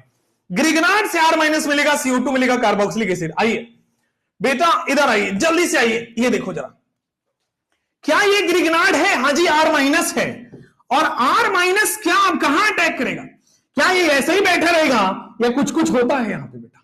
सर यहां माइनस है और कुछ कुछ होता है, दुल्हने दुल्हनियां ले जाएंगे बेटा, यहां पे माइनस ने प्लस पे अटैक किया भाई, अब क्या होगा, R कार्बन पे अटैक कर देगा। एक डबल बॉन्ड हो तो ऐसा ही रहेगा, एक सिंगल बॉन्ड बन जाएगा। रीजन, कार्बन 5 बॉन्ड बन नहीं सकता, तो एक बॉन्ड कार्बन तोड़ देगा, कोई भी एक बॉन्ड तोड़ देगा, दोनों तरफ सिमेट्री है।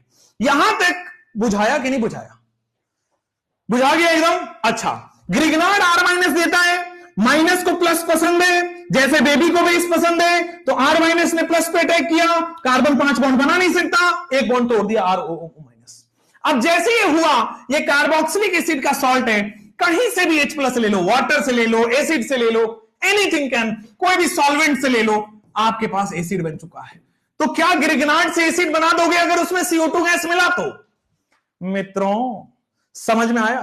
आगे बढ़ सकते हैं। ऋषि जी ने तो यश की भरमार ही लगा दी बेटा, एक बार में भी मुझे समझ आ जाता है। यहां आ जाओ।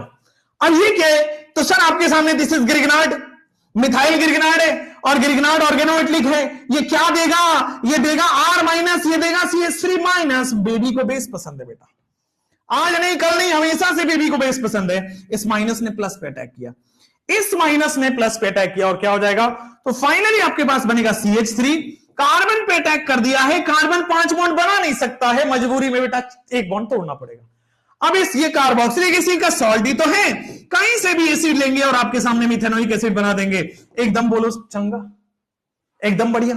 ये पानी का कितना रोल है आप समझ रहे हो? तो वो जो आजकल मीम चल रहा ना, एक मछली पानी में गई छपाक, बेटा वही है ये। एक कार्बोक्सिलिक एसिड पानी में गया छपाक, दूसरा कार्बोक्सिलिक एसिड पानी में गया फिर से छपाक। चलो आगे, छपाक हो गया है। ठीक है बेटा, कीबोर्ड पे बैठना नहीं होता है, जी जी करके तुम स्पैम कर रहे हो। बेटा कीबोर्ड आगे रखते हैं, तुम कीबोर्ड पे बैठ गए हो तभी इतनी स्पैम हो रही है। उठो थोड़ा कीबोर्ड से, हद हो गई।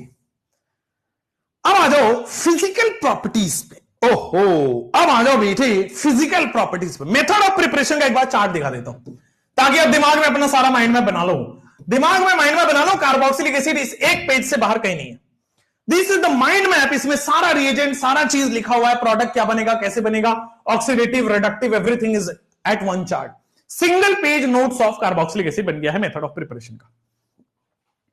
घुटना में दिमाग है ना आपका, पता है मुझे, घुटना में दिमाग है आपका, ये तो बताने की जरूरत कहां है, बताने की जरूरत थोड़ी पड़ रही है ये। आइए आइए आइए, अभी हम दो चीजें डिस्कस करेंगे बच्चों, है ना। एक तो बॉइलिंग पॉइंट डिस्कस करेंगे और दूसरा एसिडिक नेचर डिस्कस करने वाले हैं। आइए बॉइलिंग पॉइंट के बारे में बात करते हैं। Boiling point, boiling point, boiling point, boiling point. आ जाओ सर, एक आपसे कुछ डाउट है मुझे बच्चों। Boiling point order, BP order पूछना चाहता हूं। कार्बोक्सिलिक एसिड और अल्कोहल में बॉइलिंग पॉइंट किसका ज्यादा है? आप बताओगे पहले। कार्बोक्सिलिक एसिड और अल्कोहल में बॉइलिंग पॉइंट किसका ज्यादा है एंड व्हाई? ये बताया हुआ इसलिए दोबारा पूछ रहा हूं। कार्बोक्सिलिक एसिड का गुड रीजन। कार्बोक्सिलिक एसिड का ज्यादा होता है क्योंकि ये डाइमर बना के रहता है। एनसीईआरटी अगर आप खोले हैं तो बेटा उन्हीं को दिख रहा होगा कि कार्बोक्सिलिक एसिड डाइमर बना के रहता है। कैसे? R C double bond O minus, दूसरा वाला R C double bond O और ओ माइनस। इस माइनस को ये यहां पे बच्चों ये डाइमर बना के रहता है। This is the dimer, this is the dimer, this is the dimer, this is the dimer. अच्छा, कार्बोक्सिलिक एसिड ने सबसे ज्यादा आपके पास ओ दे दिया, कार्बोक्सिलिक एसिड। अब कार्बोक्सिलिक एसिड सबसे ज्यादा होता है क्योंकि डाइमर बना के रहता है, और डाइमर के बाद अल्कोहल, क्योंकि अल्कोहल में भी H बॉन्ड होता है। डाइमर में मोलिकुलर मास बढ़ गया, अल्कोहल में H बॉन्ड होता है तो उतना मोलिकुलर मास नहीं बढ़ा है, अल्कोहल हो गया। तो डाइमर आपके पास बन गया, कार्बोक्सिलिक एसिड का सबसे ज्यादा बॉइलिंग पॉइंट है। उसके बाद अल्कोहल का बॉइलिंग पॉइंट है। और एल्डिहाइड और कीटोन में किसका बॉइलिंग पॉइंट ज्यादा है? कीटोन का कि एल्डिहाइड का? एल्डिहाइड और कीटोन में किसका ज्यादा है? एल्डिहाइड का कि कीटोन का? कीटोन का ज्यादा होता है। रीजन मैंने बताया हुआ है कि इसका डाइपोल डाइपोल कीटोन का ज्यादा होगा, कीटोन और एल्डिहाइड में। लास्ट चैप्टर में ही पढ़ाया था, इसलिए कीटोन और एल्डिहाइड में बेटा आपके पास आ चुका है। This is the answer. इसका कीटोन में स्ट्रॉन्ग डाइपोल डाइपोल आएगा, कीटोन में आपके पास आएगा strong dipole dipole. Okay fine, good good good. और एल्डिहाइड में आपके पास आएगा वीक डाइपोल डाइपोल आएगा। एकदम बढ़िया, बिल्कुल सरल बात, कोई दिक्कत वाली बात नहीं है। Weak dipole dipole, strong dipole dipole, weak dipole. इसके नीचे भी मैंने एक चीज लिखवाया हुआ था। क्या हमने इसके नीचे ईथर लिखा था? क्या बिल्कुल सही बात है, ईथर लिखा था। And hydrocarbon of the same carbon, and hydrocarbon of same carbon. बोलो बेटा, समझ में आया नहीं आया? हो गया, हाइड्रोकार्बन हमने लिख लिया था, ईथर और ठीक हो गया, समझ में आया। कार्बोक्सिलिक एसिड डाइमर बनाता है, मोलिकुलर मास बढ़ गया। अल्कोहल H बॉन्ड बनाता है तो बॉन्ड स्ट्रॉन्ग हो गया। ये दोनों स्ट्रॉन्ग डाइपोल, वीक डाइपोल, ये वीकेस्ट डाइपोल, और ये नॉन पोलर ही हो गया, वहां तो सबसे ज्यादा वीकेस्ट, वेरी वीकेस्ट। हाइड्रोकेटाइन नहीं, हाइड्रोकार्बन बेटा। अंकिता जी कैसी बातें कर रही हैं आप? हाइड्रोकेटाइन का होता है, हाइड्रोकार्बन होता है ना। आइए अब आती है बॉइलिंग पॉइंट का ऑर्डर, तो आपने समझा दिया, मुझे जरा एसिडिक ऑर्डर समझा देंगे क्या? एसिडिक ऑर्डर, अल्कोहल ज्यादा एसिडिक होगा कि कार्बोक्सिलिक एसिड?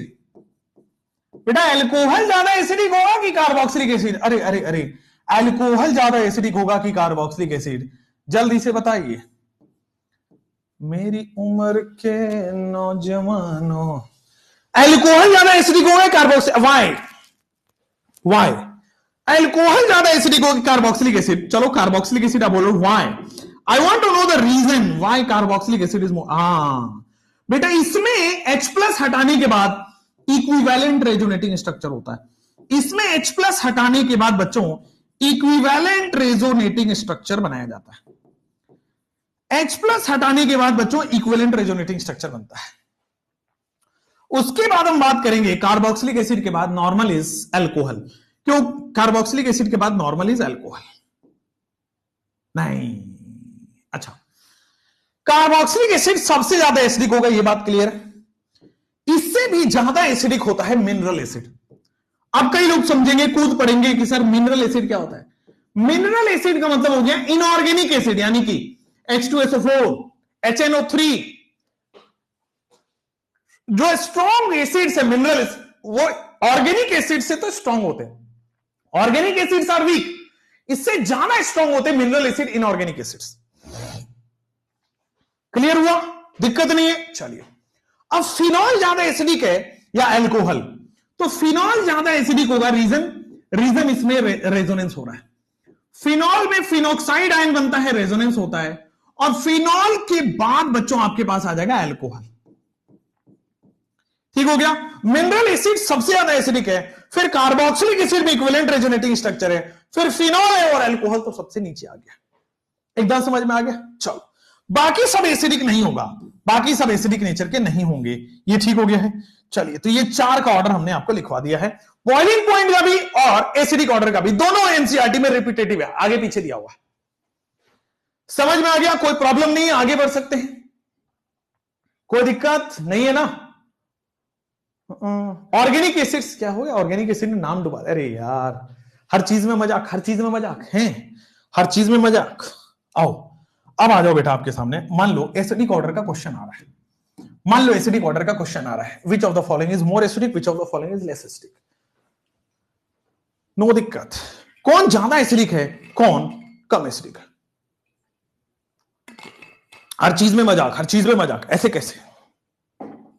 3, 2, 1 आइए 3, 2, 1। ऑब्वियसली ज्यादा इलेक्ट्रॉन विड्रॉइंग ग्रुप है, इलेक्ट्रॉन विड्रॉइंग ग्रुप ज्यादा एसिडिक कैरेक्टर ज्यादा होगा, इलेक्ट्रॉन विड्रॉइंग ग्रुप ज्यादा एसिडिक कैरेक्टर ज्यादा होगा। यहां पे देखो इलेक्ट्रॉन डोनेटिंग ग्रुप ज्यादा होगा, एसिडिक कैरेक्टर कम होगा। इलेक्ट्रॉन विड्रॉइंग ग्रुप ज्यादा, एसिडिक कैरेक्टर ज्यादा है, इलेक्ट्रॉन डोनेटिंग ग्रुप ज्यादा, एसिडिक कैरेक्टर कम होगा। तो this is the acidic character, this is the acidic character. Electron withdrawing group ज्यादा है यहां पे, और यहां पे इलेक्ट्रॉन डोनेटिंग ग्रुप ज्यादा है, तो this is the acidic character. समझ में आया? कोई प्रॉब्लम परेशानी नहीं है ना? आगे बढ़ सकते हैं। This is the acidic character. आगे बढ़ो। जैसे मान लो ये 2 सवाल है, अब क्या करोगे? इलेक्ट्रॉन विड्रॉइंग ग्रुप ज्यादा है तो एसिडिक कैरेक्टर ज्यादा होगा। अब देखो वहां पे प्लस आई है, डबल बॉन्ड है, माइनस आई है, C ट्रिपल बॉन्ड है, सबसे ज्यादा माइनस आई है, तो जिसका माइनस आई ज्यादा है उसका एसिडिक कैरेक्टर ज्यादा होगा। यहां पे माइनस आई ज्यादा लग रहा है, डिस्टेंस डिपेंडेंट इफेक्ट है, देयरफॉर एसिडिक कैरेक्टर ज्यादा होगा। ये 4 एनसीईआरटी में दिए थे इसलिए हमने करा दिया। जैसे मान लो इसका एसिडिक कैरेक्टर बता पाओगे क्या? Very easy, very simple. इसका एसिडिक कैरेक्टर बता पाओगे? सर इलेक्ट्रॉन विड्रॉइंग ग्रुप लगा हुआ, एसिडिक कैरेक्टर सबसे ज्यादा होगा, इलेक्ट्रॉन डोनेटिंग ग्रुप लगा हुआ, एसिडिक कैरेक्टर कम होगा, और फिर बी में CBA आ जाएगा। This is the acidic character. बोलो CBA, this is the acidic character. कोई प्रॉब्लम नहीं है, बोल दो जल्दी से, आया ना? CBA एसिडिक कैरेक्टर, कोई प्रॉब्लम नहीं है, जल्दी से बोल दीजिए CBA। ठीक हो गया? चलिए अब आते हैं सर, हम अब आते हैं केमिकल रिएक्शंस में। जैसे मेथड ऑफ प्रिपरेशन का हमने वो बना लिया चार्ट, उसी तरह हम लोग केमिकल रिएक्शन का चार्ट बनाते हैं। केमिकल रिएक्शन का चार्ट बनाएंगे। सबसे पहले बेटा क्या होगा? आप देखो, मान लो हम बात कर रहे हैं कार्बोक्सिलिक एसिड की, मान लो हम बात कर रहे हैं बच्चों आपके साथ कार्बोक्सिलिक एसिड की, RC डबल बॉन्ड OOH। ये अब हम सबसे पहले क्या बात कर रहे हैं? वैसे रिएक्शन जिसमें ये वाला बॉन्ड ब्रेक हो, है ना? Reaction involving cleavage of OH bond. भाई सबसे पहला केमिकल रिएक्शन क्या होगा? Reaction involving cleavage of OH bond. Reaction involving cleavage of OH bond. बेटा OH बॉन्ड के क्लीवेज को, reaction involving cleavage of OH bond, OH bond के cleavage को तोड़ के जो रिएक्शन होगा, OH बॉन्ड के क्लीवेज को जो तोड़ के रिएक्शन होगा, वो हो जाएगा आपके सामने। सबसे पहले जैसे सबसे पहला ये हाइड्रोजन एसिडिक है क्या? हाँ, तो अगर एसिडिक है तो एक्टिव मेटल से रिएक्शन करेगा क्या? ये हमने फिनॉल में भी पढ़ा हुआ है बेटा, फिनॉल एक्टिव मेटल से। हाँ है ना, एसिडिक हाइड्रोजन है तो फिनॉल से एक्टिव मेटल से होगा। चलो नेक्स्ट, अब चूंकि एसिडिक है तो बेस से रिएक्शन करेगा, तो रिएक्शन विथ बेस। अगर वो एसिडिक हाइड्रोजन है तो एक्टिव मेटल से रिएक्शन करेगा, और अगर वो एसिडिक हाइड्रोजन है तो एक्टिव मेटल से रिएक्शन करेगा, रिएक्शन विथ बेस करेगा। और तीसरा आपके पास आ जाएगा रिएक्शन विथ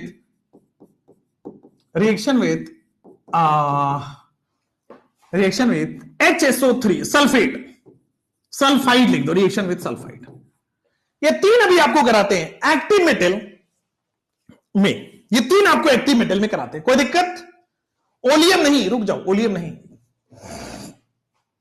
ठीक है, ओलियम नहीं।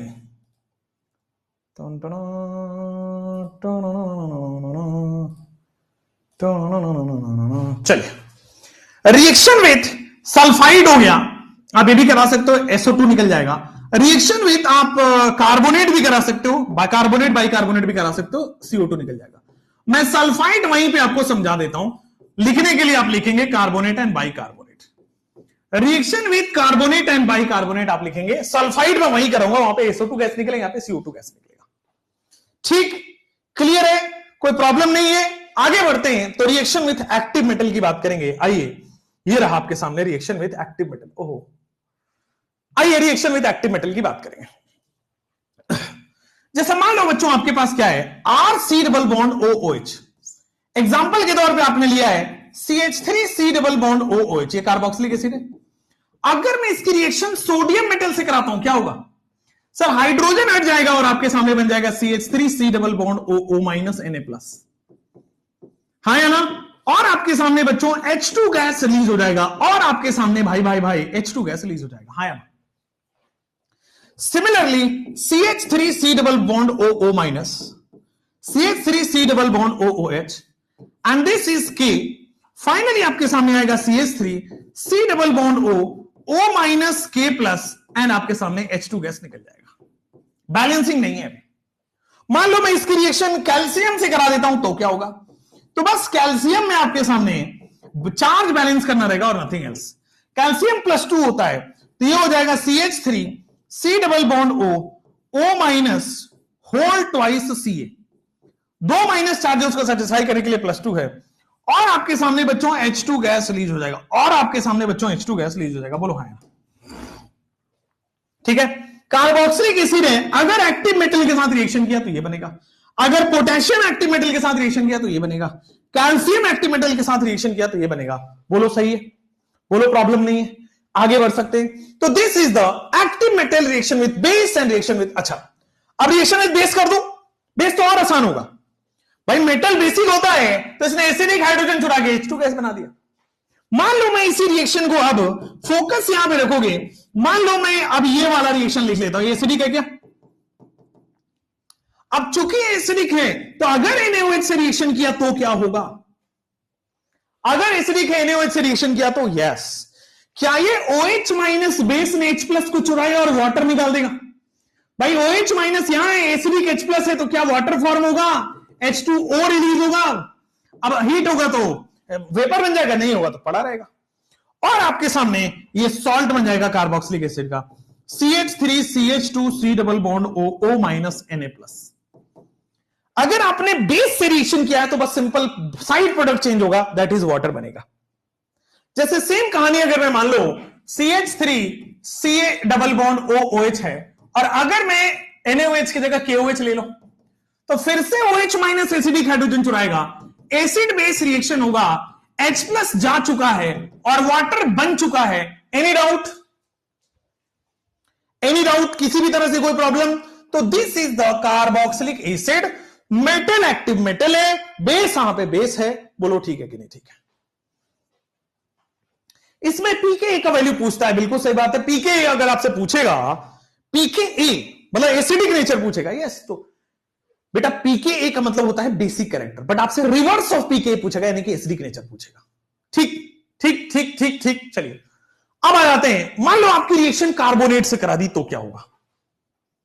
कार्बोनेट से करा दी तो क्या होगा? आइए कार्बोनेट से करा देते हैं।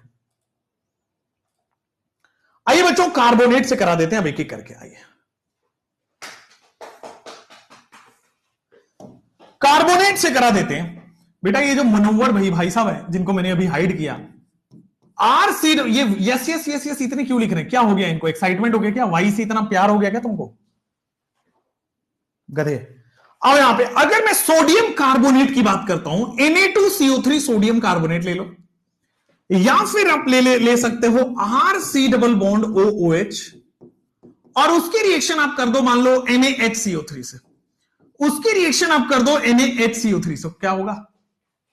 तो सर ये कार्बोनेट है, ओके, क्या ये बेस है? बिल्कुल सही बात है।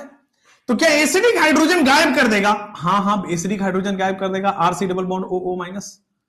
उसको सेटिस्फाई करने के लिए बेटा Na प्लस बनेगा, बिल्कुल सही बात है। उसको सेटिस्फाई करने के लिए क्या बेटा? CO2 और वाटर रिलीज होगा, बिल्कुल सही बात है, CO2 और वाटर रिलीज होगा।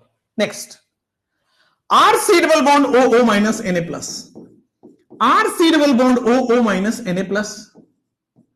अगर H2 और बाई कार्बोनेट हो, दोनों में H2 और CO2 रिलीज होगा। बाई कार्बोनेट और कार्बोनेट हो, दोनों में H2 और CO2 रिलीज होगा। सिंपल हो गया है, क्लियर हो गया है, समझ में आ गया है, आगे बढ़ सकते हैं। That's the answer.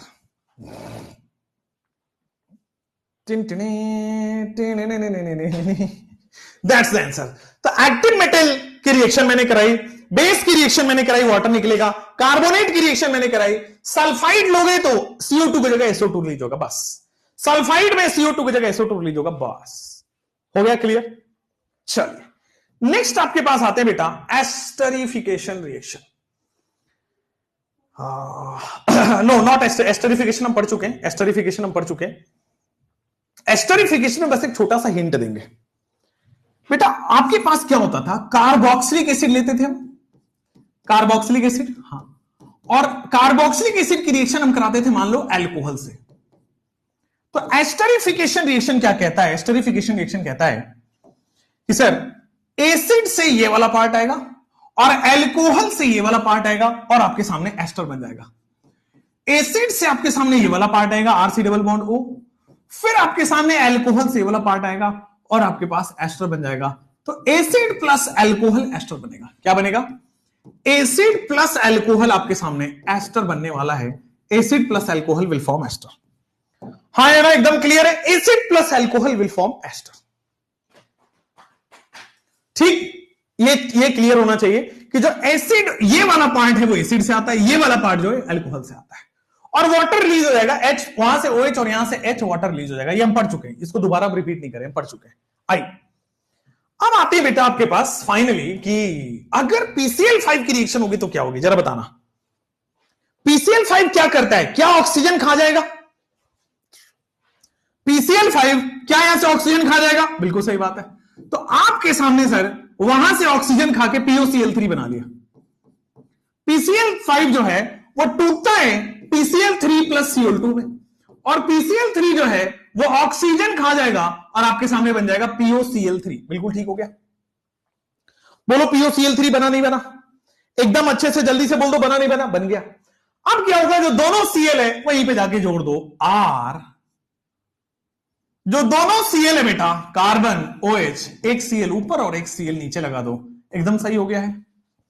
एक Cl ऊपर और एक Cl नीचे। केक कटिंग करें, केक कटिंग भी करेंगे, रुको यार, केक कटिंग करेंगे, तुम्हारी चेहरे पे लगाएंगे, तुम काहे टेंशन ले रहे हो? हाँ, अब यहीं पे आप क्या करते हो बेटा, इसको RCOCl बनाना है, ठीक है ना? क्या होता है? ये वाला ऑक्सीजन गायब करता है, ठीक है? ये वाला ऑक्सीजन PCl5 खाता है और आपके सामने बनेगा RC डबल बॉन्ड OCl। अब देखोगे एक इधर Cl बन गया और इधर Cl बन गया, यानी कि HCl भी रिलीज हो जाता है। देखो, दो Cl रिलीज हुआ था, एक Cl यहां पे जाके जुड़ेगा, एक Cl यहां पे जाके जुड़ेगा और प्रोडक्ट बन जाएगा और ऑक्सीजन POCl3 बना देगा। PCl3 क्या करता है बेटा? H3PO3 बनाता है। PCl3 क्या करता है आपके सामने? H3PO3 बनाता है plus RC double bond OCl बनेगा, प्लस आपके सामने बच्चों RC डबल बॉन्ड OCl बनेगा। PCl3 बनेगा और आपके सामने RC डबल बॉन्ड OCl बनेगा। बोलो हाँ या ना? समझ में आया? कोई दिक्कत तो नहीं है? आगे बढ़ते हैं। अब आइए बेटा, नेक्स्ट कंडीशन आपकी स्क्रीन पे आएगा ये वाला। मान लो SOCl2 कर रहे हैं, तो सिंपली अगेन SOCl2 ये वाला ऑक्सीजन खा जाएगा और आपके सामने RCOCl ही बनाता है, same like PCl3 and PCl5, और SO2 गैस रिलीज होगा प्लस HCl रिलीज हो जाएगा। नेक्स्ट, यहां पे एक ऑक्सीजन ज्यादा है तो बस SO2 की जगह SO3 हो जाएगा, एक ऑक्सीजन ज्यादा है तो SO2 की जगह SO3 हो जाएगा। कौनो दिक्कत तो नहीं होगा? अरे बोलो ना हाँ या ना? समझ में आया? दिक्कत परेशानी नहीं होनी चाहिए। आइए बेटा, नेक्स्ट आपके पास बड़ी सिंपल है कार्बोक्सिलिक एसिड। तो नेक्स्ट आपके पास बड़ी सिंपल है। आइए, ये हो गया PCl5, PCl3, SOCl2 and SO2Cl2, ये हो गया। ये ऑक्सीजन, ये वाला ऑक्सीजन, अल्कोहल वाला ऑक्सीजन खा जाता है। चलो नेक्स्ट, अब आते हैं रिएक्शन विद अमोनिया। तो अमोनिया क्या है? बेस, बहुत बढ़िया। और ये क्या है? Acidic hydrogen. हाँ, तो एसिड बेस रिएक्शन होगा, बिल्कुल होगा। और आपके पास बनेगा CH3, C double bond O, यहां पे बनेगा O माइनस, और इसको सेटिस्फाई करने के लिए बनेगा NH4 प्लस। O माइनस और NH4 प्लस बनेगा। फाइनली O माइनस और NH4 प्लस बनेगा। फाइनली वाटर रिलीज हो जाएगा। फाइनली आपके सामने वाटर रिलीज होगा और आपके सामने बनेगा CH3, C double bond O, NH2। तो दिस इज द अमाइड बन जाएगा। एसिड बेस रिएक्शन होगा, NH3 जो है H प्लस चुरा लेगा। LX कहां गए आप? यही ना, बेंजीन वाले पूछ रहे थे सर, ये रहा LX बेटा। C double bond O minus NH4 plus बनेगा। जब थोड़ा सा हीट करोगे बेटा H2O निकल जाएगा, तो जब वाटर निकल जाएगा तो this is the amide.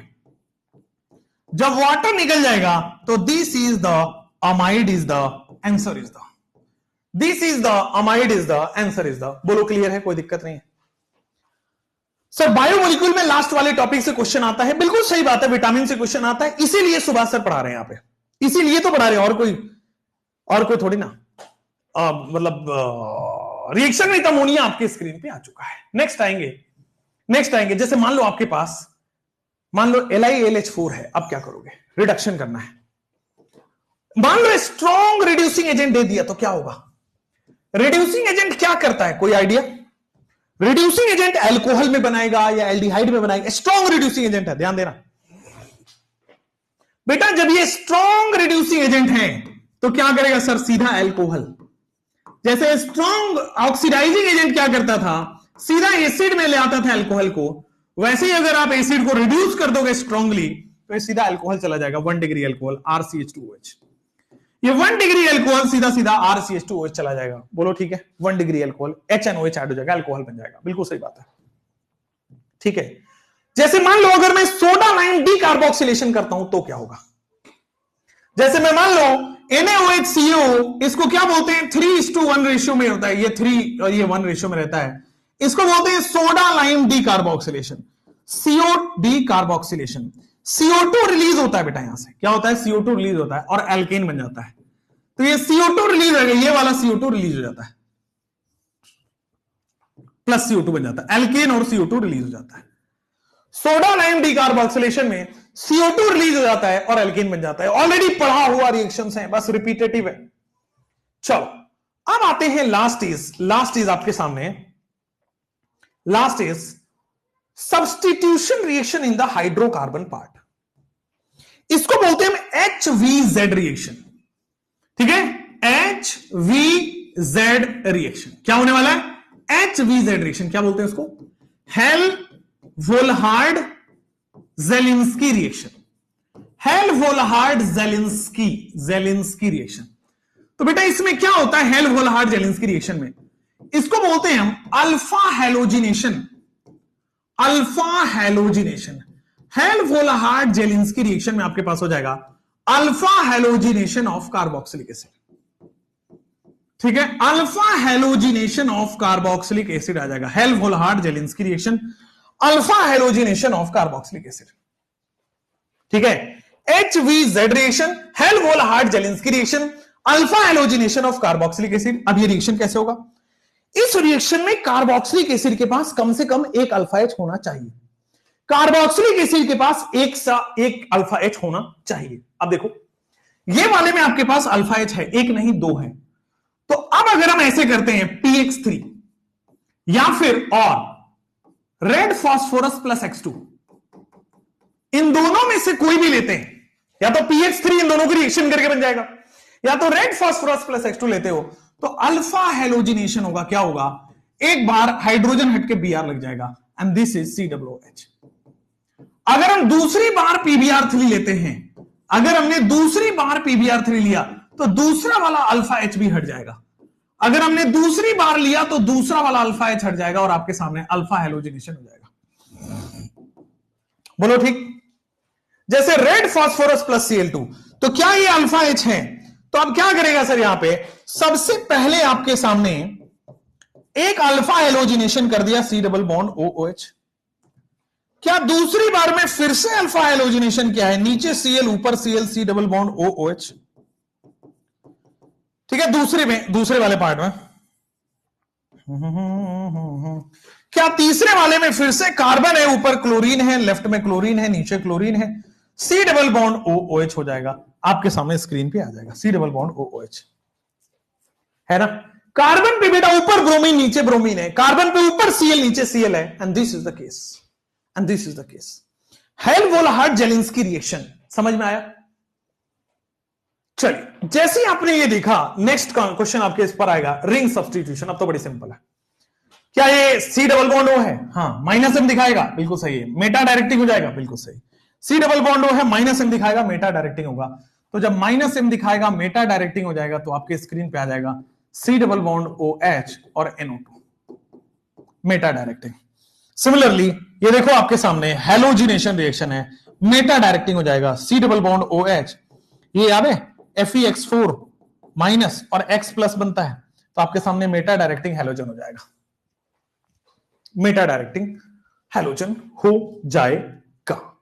That's it, thank you so much, that's it, thank you so much. बड़ी छोटी सी चार्ट थी, एक बड़ी छोटी सी रिएक्शन थी जिसमें सारे रिपीटेटिव थे, हो चुका है। ठीक हो गया? क्लियर है?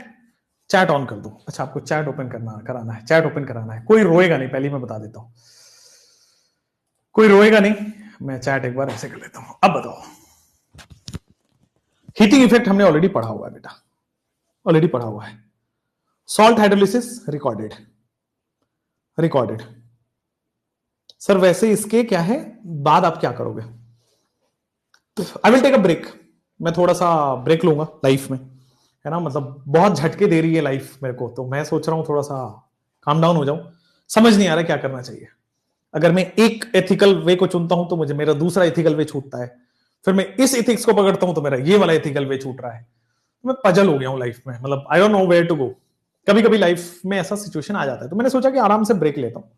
ठीक है, भगवान ने इतने खुशकिस्मती रही है कि मैंने मेरे इतने पास पैसे हैं कि मैं 1.5 साल 2 साल नहीं भी काम करूं तो आई कैन इजिली, क्योंकि मेरे शौक बहुत बड़े नहीं है, हाँ बड़े हैं पर बहुत बड़े नहीं है, तो I can easily sustain to 2-3 साल नहीं भी काम करूं तो। पर हाँ, ऐसा नहीं है कि मैं नहीं काम करूंगा, काम से ही खुशी मिलेगी। और अभी क्या हुआ है ना, बहुत सारा चीजें हो गई है खराब तो लाइफ में, तो मुझे समझ नहीं आ रहा है कि मैं कभी फैमिली को प्रायोरिटी दूं या दोस्तों को प्रायोरिटी दूं, पुराने दोस्तों को दूं, नए दोस्तों को दूं, कंपनी को दूं, पढ़ाई को दूं, पढ़ाने को दूं, यूट्यूब को दूं या पेट को दूं। मुझे ऐसा लग रहा है छोटे से बच्चे पे जुर्म हो रहा है, चारों तरफ से तीर बंधे हुए हैं और मैं मूव नहीं कर पा रहा हूं। तो थैंक यू सो मच बच्चों, आपके साथ एक जर्नी बहुत अच्छी रही, संकल्प के साथ भी ये जर्नी बड़ी अच्छी रही।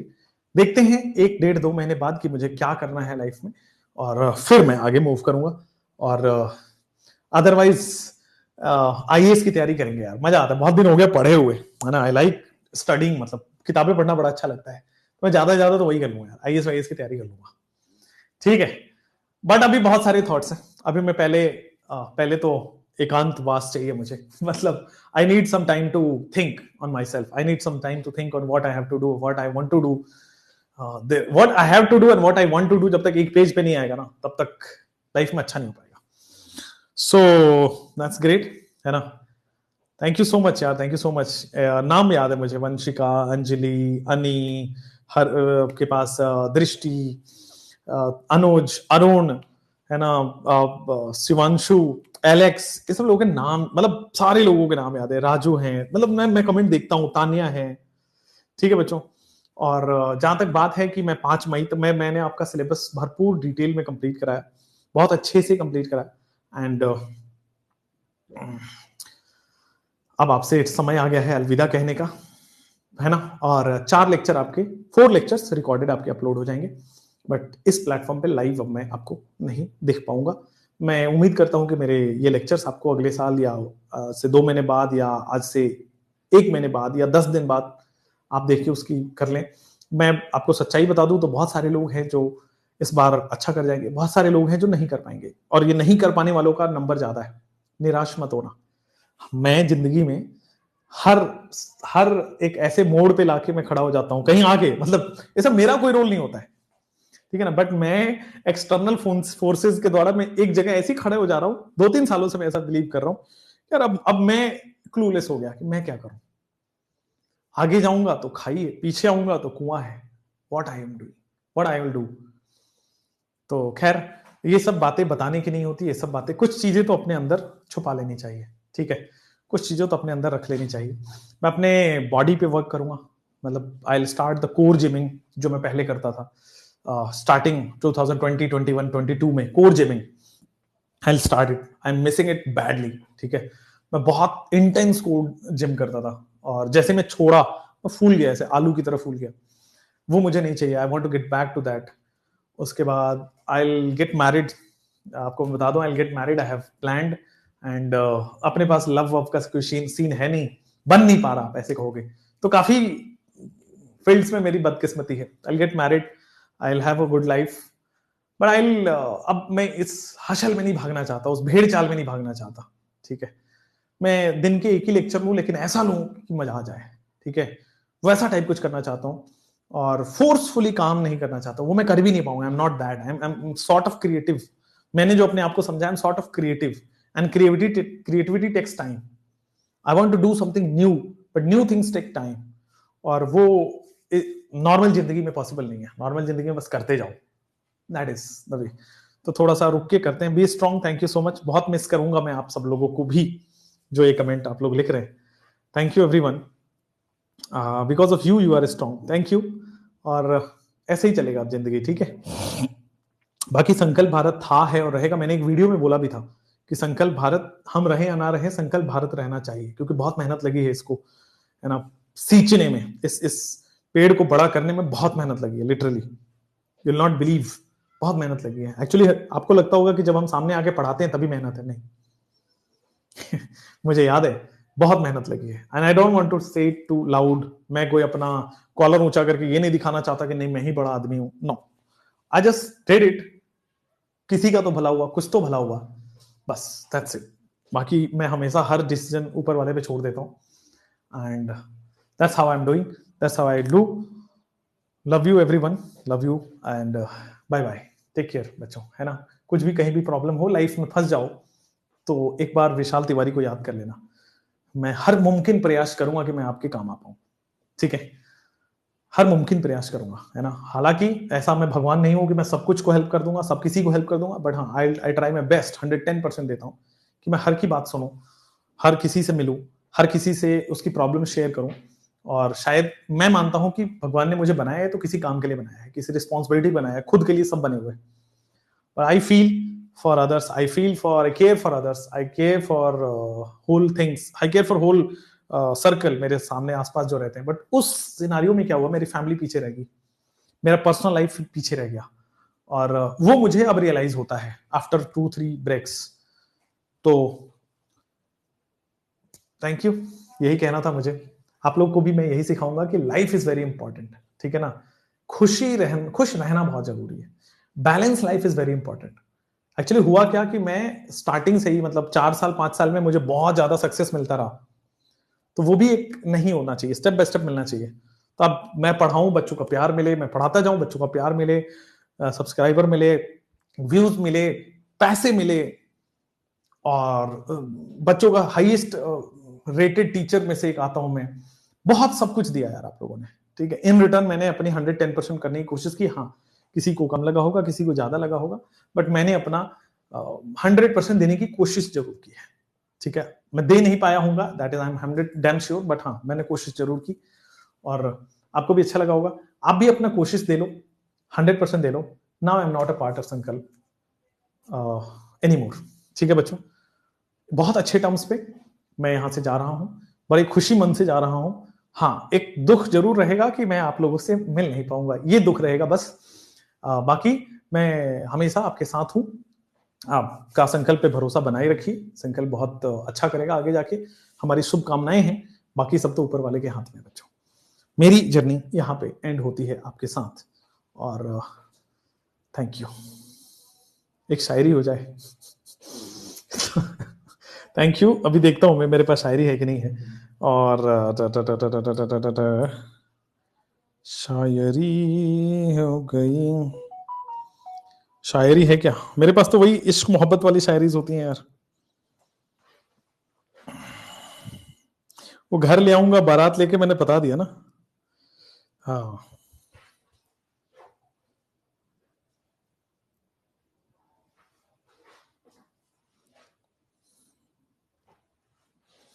देखो बड़ा अच्छा शायरी है, अर्ज किया है, बड़ा अच्छा शायरी है कि अर्ज किया है कि मैं सुधर सुधर के सुधरा हूं। अर्ज किया है कि मैं बड़े सुधर सुधर के सुधरा हूं, मैं फिर से बिगड़ जाऊंगा। मैं सुधर सुधर के सुधरा हूं, मैं फिर से बिगड़ जाऊंगा। तुम पूछोगी कैसे हो? किसी ने फोन कर दिया, रुक जाओ। मैं सुधर सुधर के सुधरा हूं, मैं फिर से बिगड़ जाऊंगा। तुम पूछोगी कैसे हो, और मैं फिर से इश्क में पड़ जाऊंगा। मैं सुधर सुधर के सुधरा हूं, मैं फिर से बिगड़ जाऊंगा। तुम पूछोगी कि कैसे हो, और मैं फिर से इश्क में पड़ जाऊंगा। चलिए बच्चों, और thank you, all the best, bye bye. I have be strong, be happy, और जिद्दी बनो। लाइफ में कुछ भी ऐसा नहीं है जो आप नहीं कर सकते हो। लाइफ में हर कुछ अचीव कर सकते हो, बस अपनी किस्मत आपको अपने से छीनना पड़ेगा, ये बात ध्यान रखना। अपनी किस्मत आपको खुद छीनना पड़ेगा। हाथों की तकदीर बदल जाती है, नसीब में जो लिखा है वो पलट जाता है। अगर आप हार्डवर्क कर रहे हो ना, आपको किस्मत आप खुद लिखते हो, आपकी तकदीर आप खुद लिखते हो। आप छीन लाओ अपनी तकदीर, आप छीन लो अपनी मेडिकल सीट, अपनी इंजीनियरिंग की सीट। कैसे? एक ही चीज है, हार्डवर्क। दिन नहीं, रात नहीं, भूख प्यास सब भूल जाओ, लेकिन एक चीज है कि सबसे ज्यादा हार्डवर्क। देखो, इसमें याद भी करने की बहुत सारी चीजें हैं, इसमें प्रैक्टिस करने की बहुत सारी चीजें हैं। याद भी करना पड़ेगा, प्रैक्टिस भी करना पड़ेगा, नेचर से भी लड़ना पड़ेगा, नींद से भी लड़ना पड़ेगा, रिलेटिव से भी लड़ना पड़ेगा, मम्मी पापा से लड़ना पड़ेगा। जब सब तरफ से लड़ोगे, तब एक किस्मत आपके लिए आके खड़ी हो जाएगी, और वो आपको सक्सेसफुल बना देगी। Bye bye, thank you.